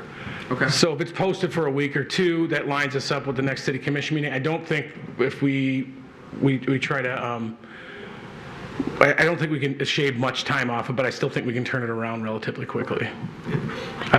Go ahead. We're looking at 6 months minimum before we have a working elevator, is what I'm guessing. Is that because of supply chain limitations, work order, like prioritization? Just everything getting all processed. Okay. And then, Not on our end so much as there's limited folks that actually do this type of work. Yeah, everything combined. Okay. Commissioner Macy? I was gonna say, maybe if they find out that it's that 600,000 from Representative Scott would work for this, like, can we say you can use that if it works? There would still be the requirements for bidding, yes? Well, yeah, I'm just saying, because we're talking about, like, how can we not slow down your process? Yeah, that would, yes.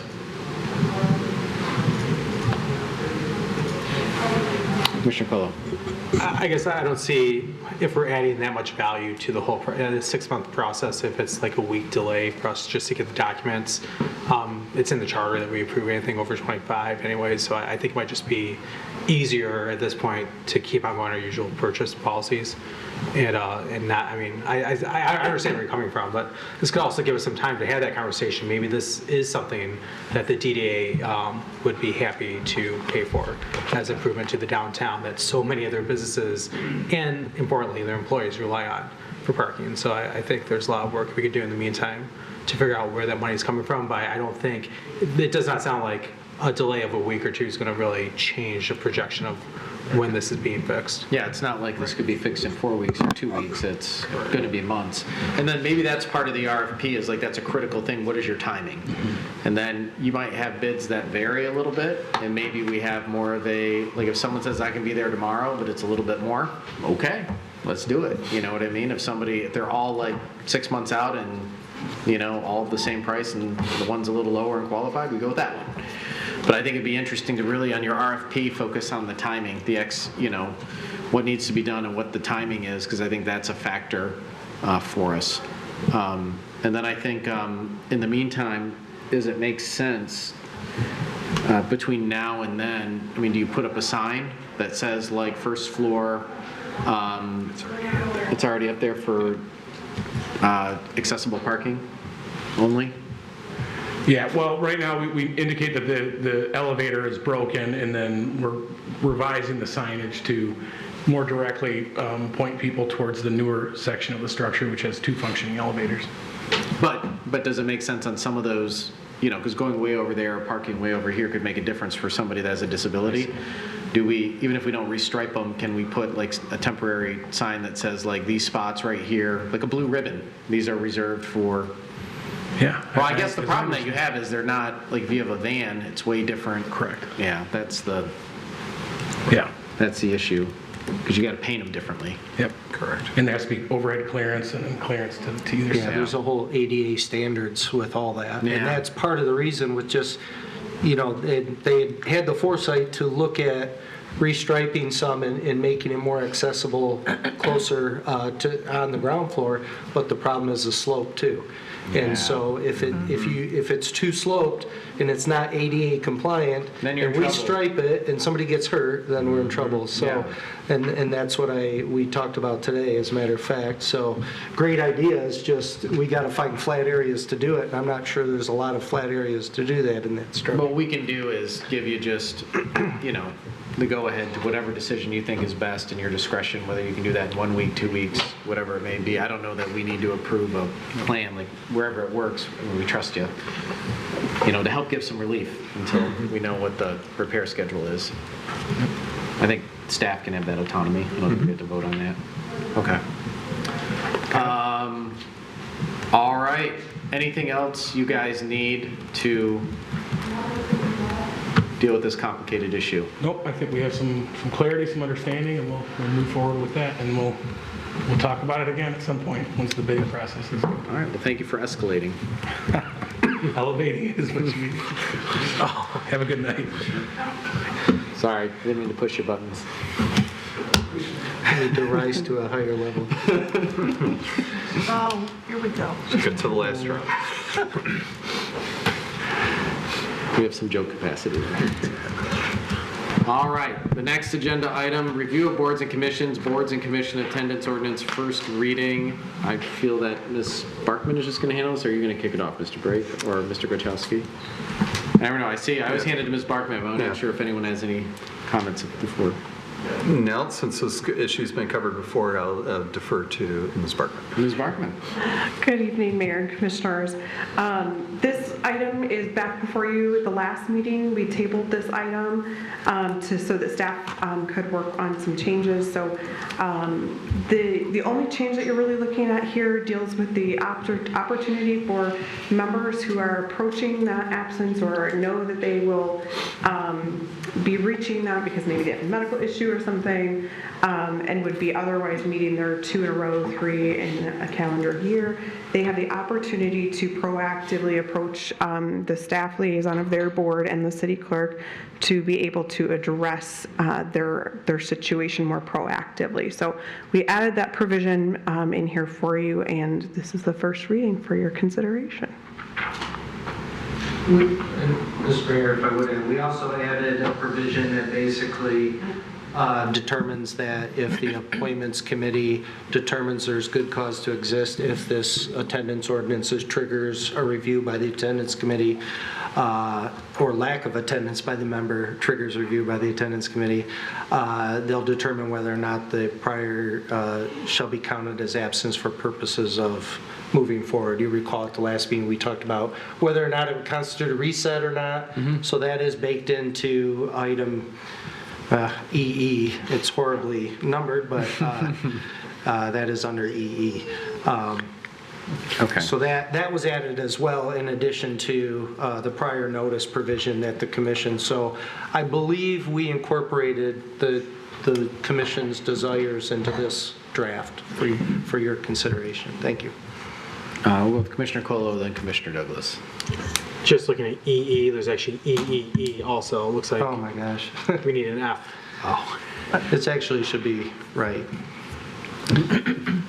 So I would recommend if there's going to be any motion that it be contingent on staff making that change between first and second reading, please. Commissioner Douglas? It was what Commissioner Colo said, the item numbering. Sorry about grammatical. Commissioner Dubuck. I think this is a reasonable approach that gets at our long-standing goals in trying to clarify this and create some process and rules and clarity for our members and for the commission.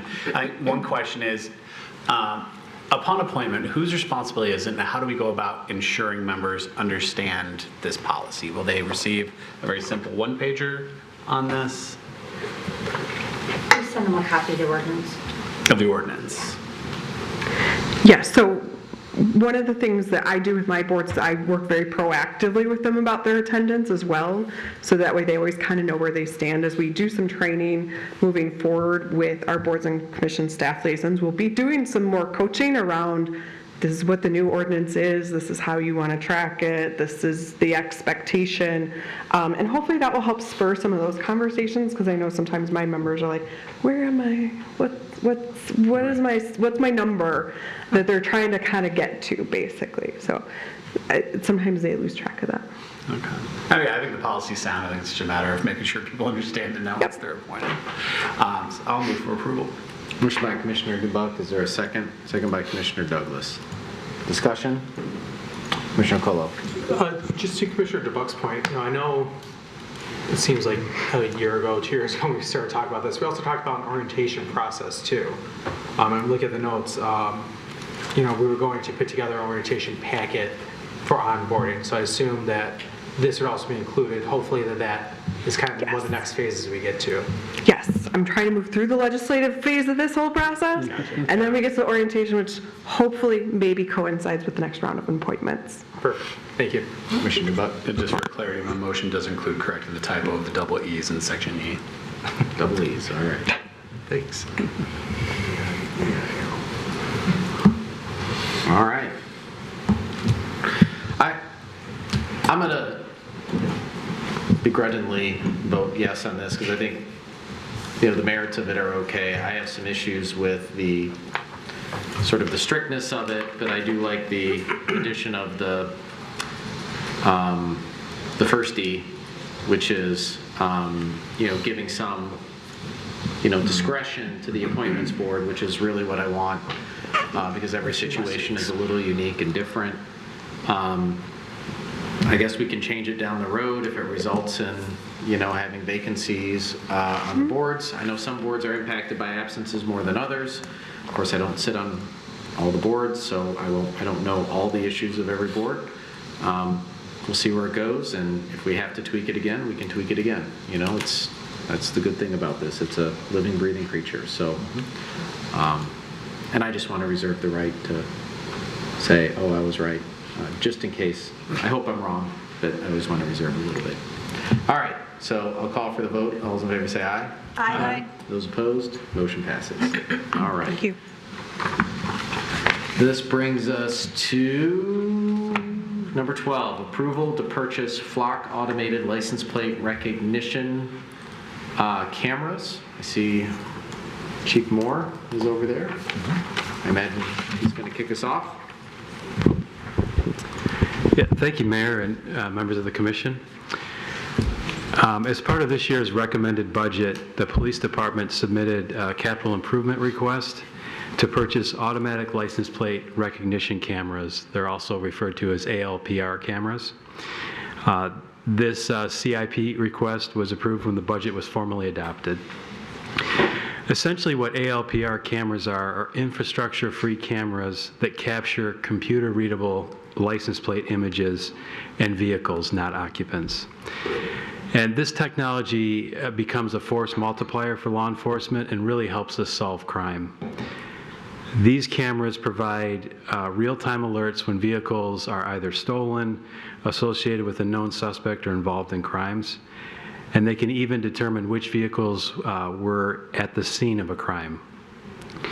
Additionally, the cameras also help us locate Amber Alerts and missing endangered persons. The police department did some extensive research on this technology and discovered that Flock Safety was the only company that integrates with our existing Axon network. And they're also the only ALPR company that offers a vehicle fingerprint technology. And what that feature allows is to search identifying vehicle characteristics when you don't know a license plate characters. These cameras are solar powered and they can be installed on existing or newly installed poles, and each camera can cover up to 2 lanes of traffic. Privacy concerns regarding this technology has been raised and addressed thoroughly by Flock Safety. The first thing I'd like to draw your attention to is there is no expectation of privacy for license plates and vehicles traveling on public roadways, and that's supported in case law. The other thing that's important to understand that this technology is not facial recognition. This technology gathers objective evidence and facts about a vehicle and not the occupants. The data generated by these cameras is stored for 30 days and then it's automatically deleted and not recoverable after that time period. And this technology is not used for traffic enforcement, and it's not tied to any third-party databases. And that data is owned by us and will not be shared or sold by the vendor. This Flock Safety software also includes an audit trail, which automatically tracks accessed information by each user, and the access to this technology is limited to law enforcement only. And in order to search the database, you have to have an active case or investigative number entered as well. And the police department is adopting a model policy to govern all usage of this technology. In your packet, I provided you with a list of jurisdictions that are using this technology. It's been widely adopted across the United States, and here locally in your packet, I've identified 28 law enforcement agencies that are currently using this technology in all of our surrounding areas here. And the contract that's before you is for the purchase of 10 ALPR cameras for 24 months.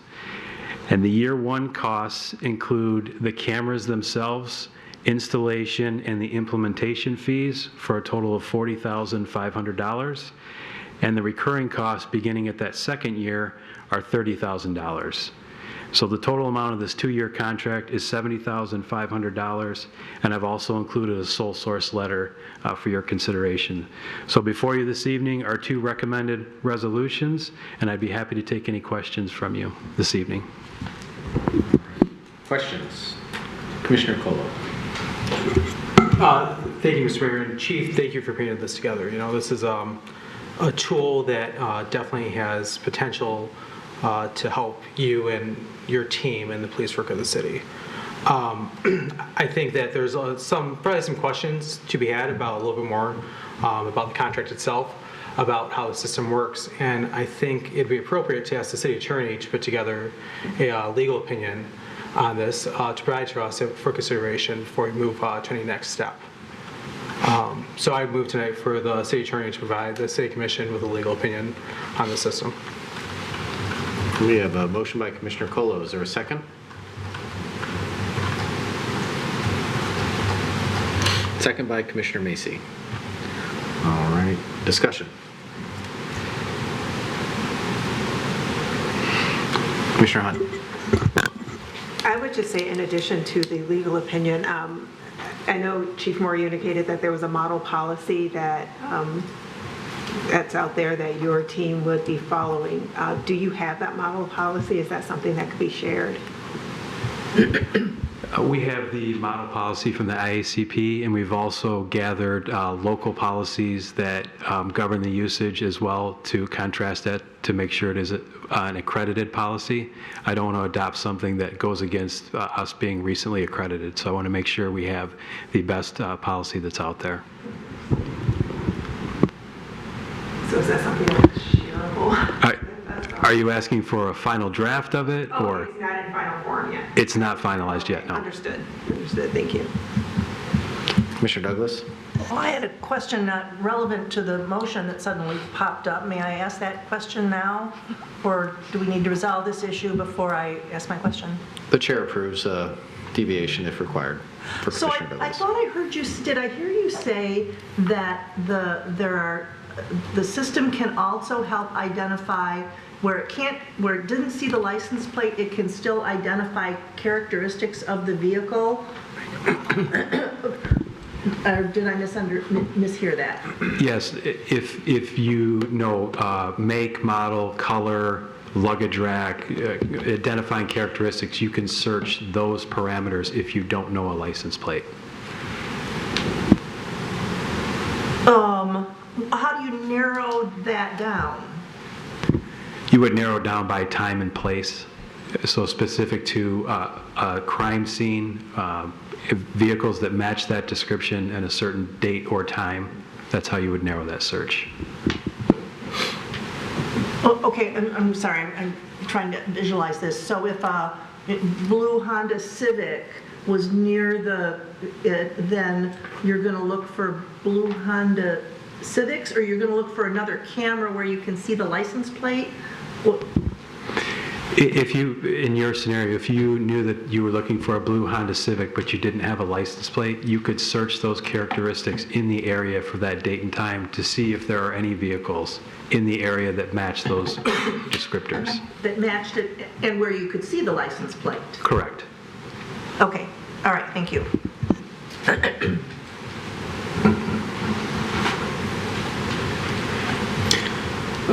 Oh, Commissioner Macy.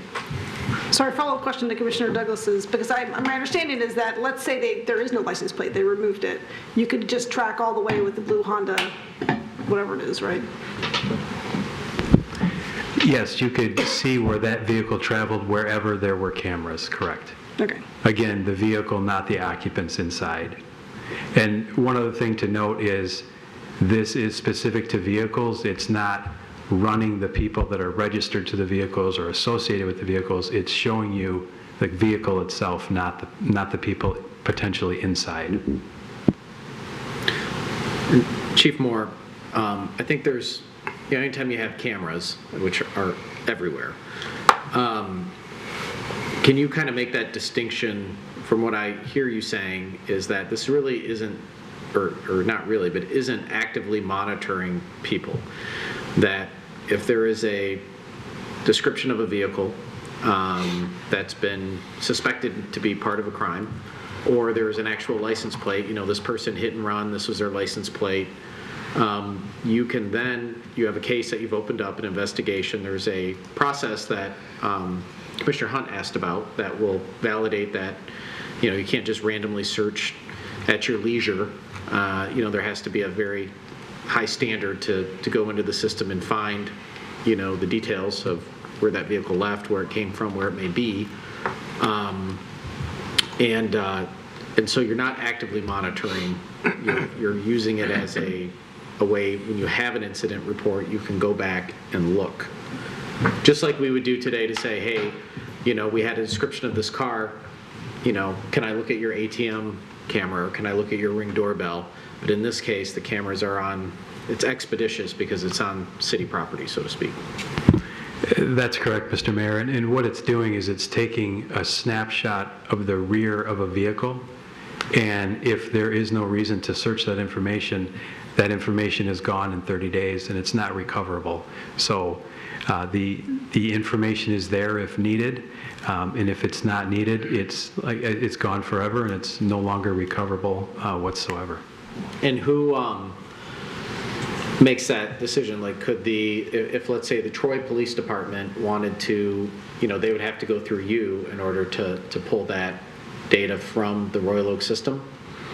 Or every customer of Flock Safety has the ability to share information. So the idea is you're casting a net, an investigative net. So if you want to share your resources with other jurisdictions, you can do that, and vice versa. So in the event that there's an Amber Alert issued for whatever reason, it drastically expands our resources, and it becomes a force multiplier, because now we're able to understand where a vehicle is, possibly if it's involved in a crime, in an Amber Alert type situation.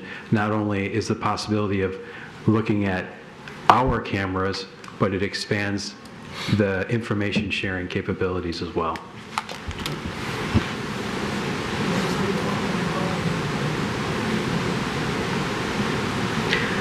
Commissioner Macy. I wonder if Commissioner Cullen would care to share a little bit more about what his intention is with the information we would find from this legal report, et cetera.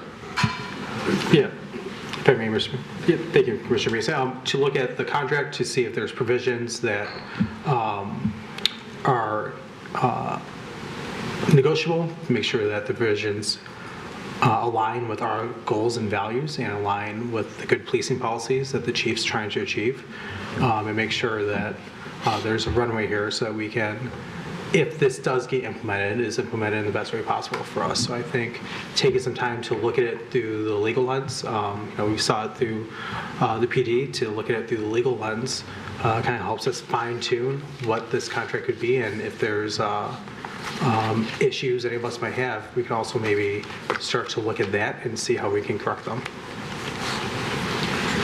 So, Commissioner Kohler, if there are concerns about, the policy or data or what the vendor can or can't do, there's an opportunity to take a step back, look at it from a legal point of view, and then maybe modify the contract to accommodate, concerns that are either apparent or just need to be underscored, et cetera.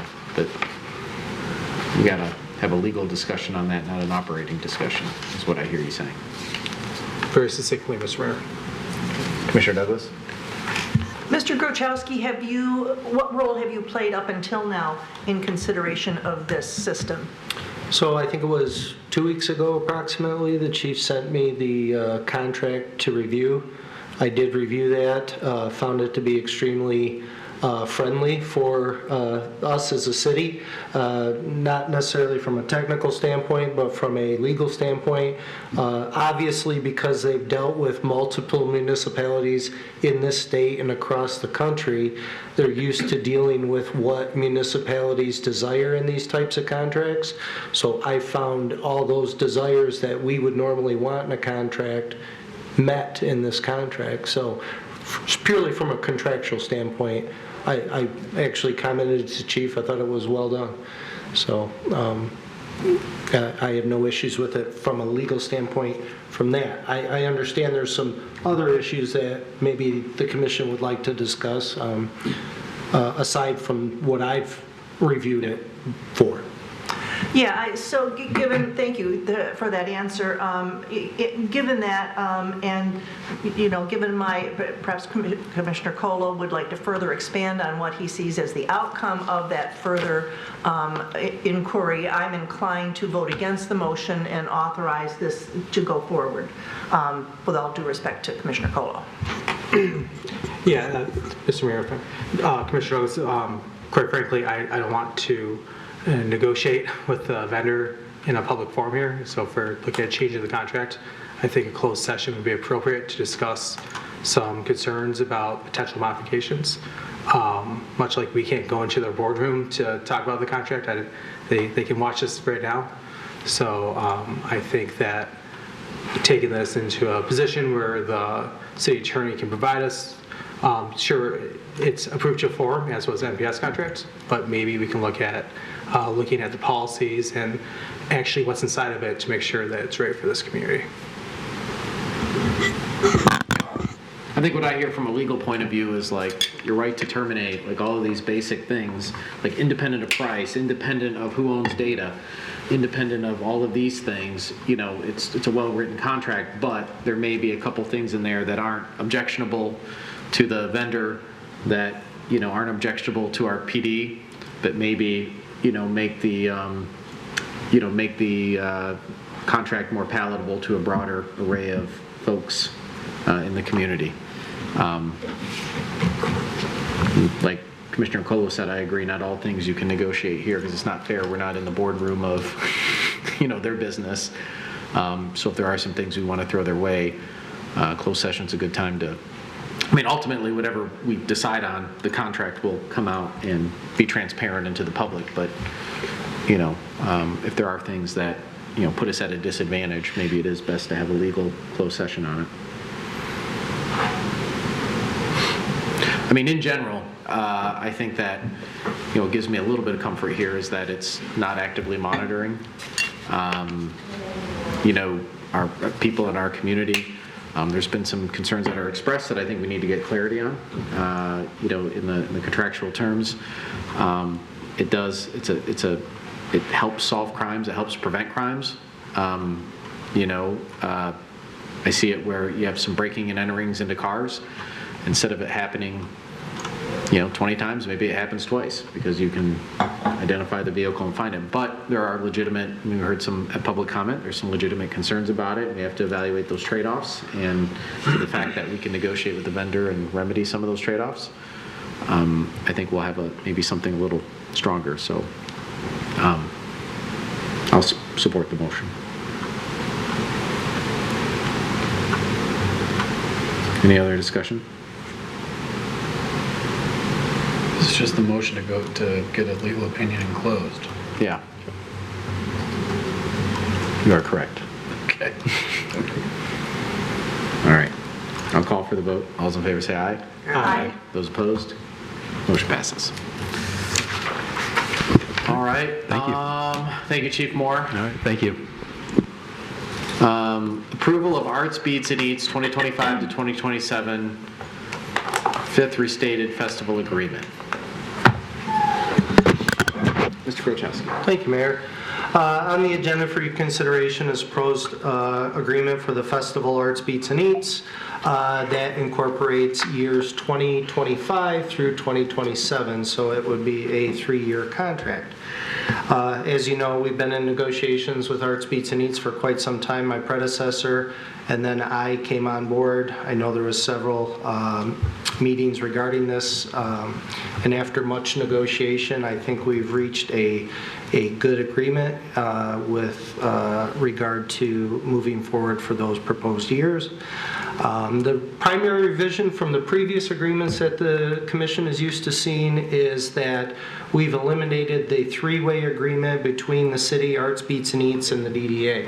So now it's just solely a 2-way agreement between the city and Arts, Beats, and Eats, and the DDA and Arts, Beats, and Eats will negotiate and enter into a separate agreement between themselves. This was the direction staff wanted to move in. It's consistent with the other agreements that the city has with all the other festivals we conduct in the city, and it really simplifies many of the complexities that come with a 3-way contract. So I thought it was a great idea, and based on that, we have a proposed resolution for you for adoption if the commission so agrees. And I think the rest of it speaks for itself. Questions from Mr. Grochowski? And of course, as you can see, Mr. Witz is here to answer any questions you may have too. He seems really eager to answer lots of questions. No judgment on that look. No questions? Any motions? Commissioner Dubak? Yeah, I think we've discussed any of the modifications here. Actually, I guess one question is, where do we land on the provisions around the 6th Street lot? Should it be developed? I'm looking at it. It looks like it stands where it was last time we discussed. Is it? Not quite. So if you look at, I'm going to pull it up so I can refer to it. It's 4C, and it's the second paragraph of 4C. So basically, Mr. Witz did agree to the 1 year as opposed to the possible 3 years or 2 years of the contract term of the potential payment of the loss if that lot is developed for the $50,000.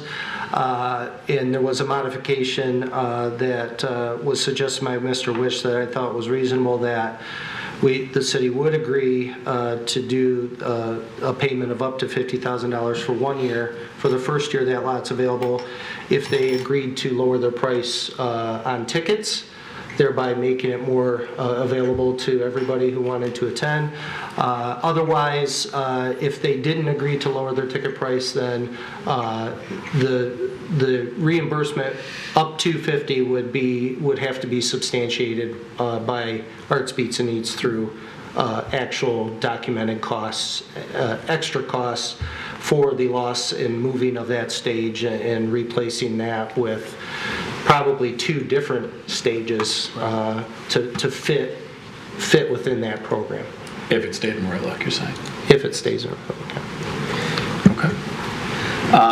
Yeah, I think we've enjoyed many, many years of partnership. Love the festival. I think we continue to improve on it year on year. I don't see any glaring concerns here. We've discussed this ad nauseum for several months, so I'll move for approval. Motion by Commissioner Dubak. Is there a second? Second by Commissioner Douglas. Any further discussion? All right, we're working on it for a while. We'll call for the vote. All those in favor say aye. Aye. Those opposed? Motion passes. All right, that brings us to the end of the agenda tonight. Notwithstanding something for the betterment of all our people here in Royal Oak, I'll entertain a motion to adjourn. So moved. Motion by Commissioner Macy, so eagerly. Is there a second? Second by Commissioner Colo, equally eagerly. Any discussion on the motion? All right, with none, I'll call for the vote. All those in favor say aye. Aye. Those opposed, motion passes. We're adjourned.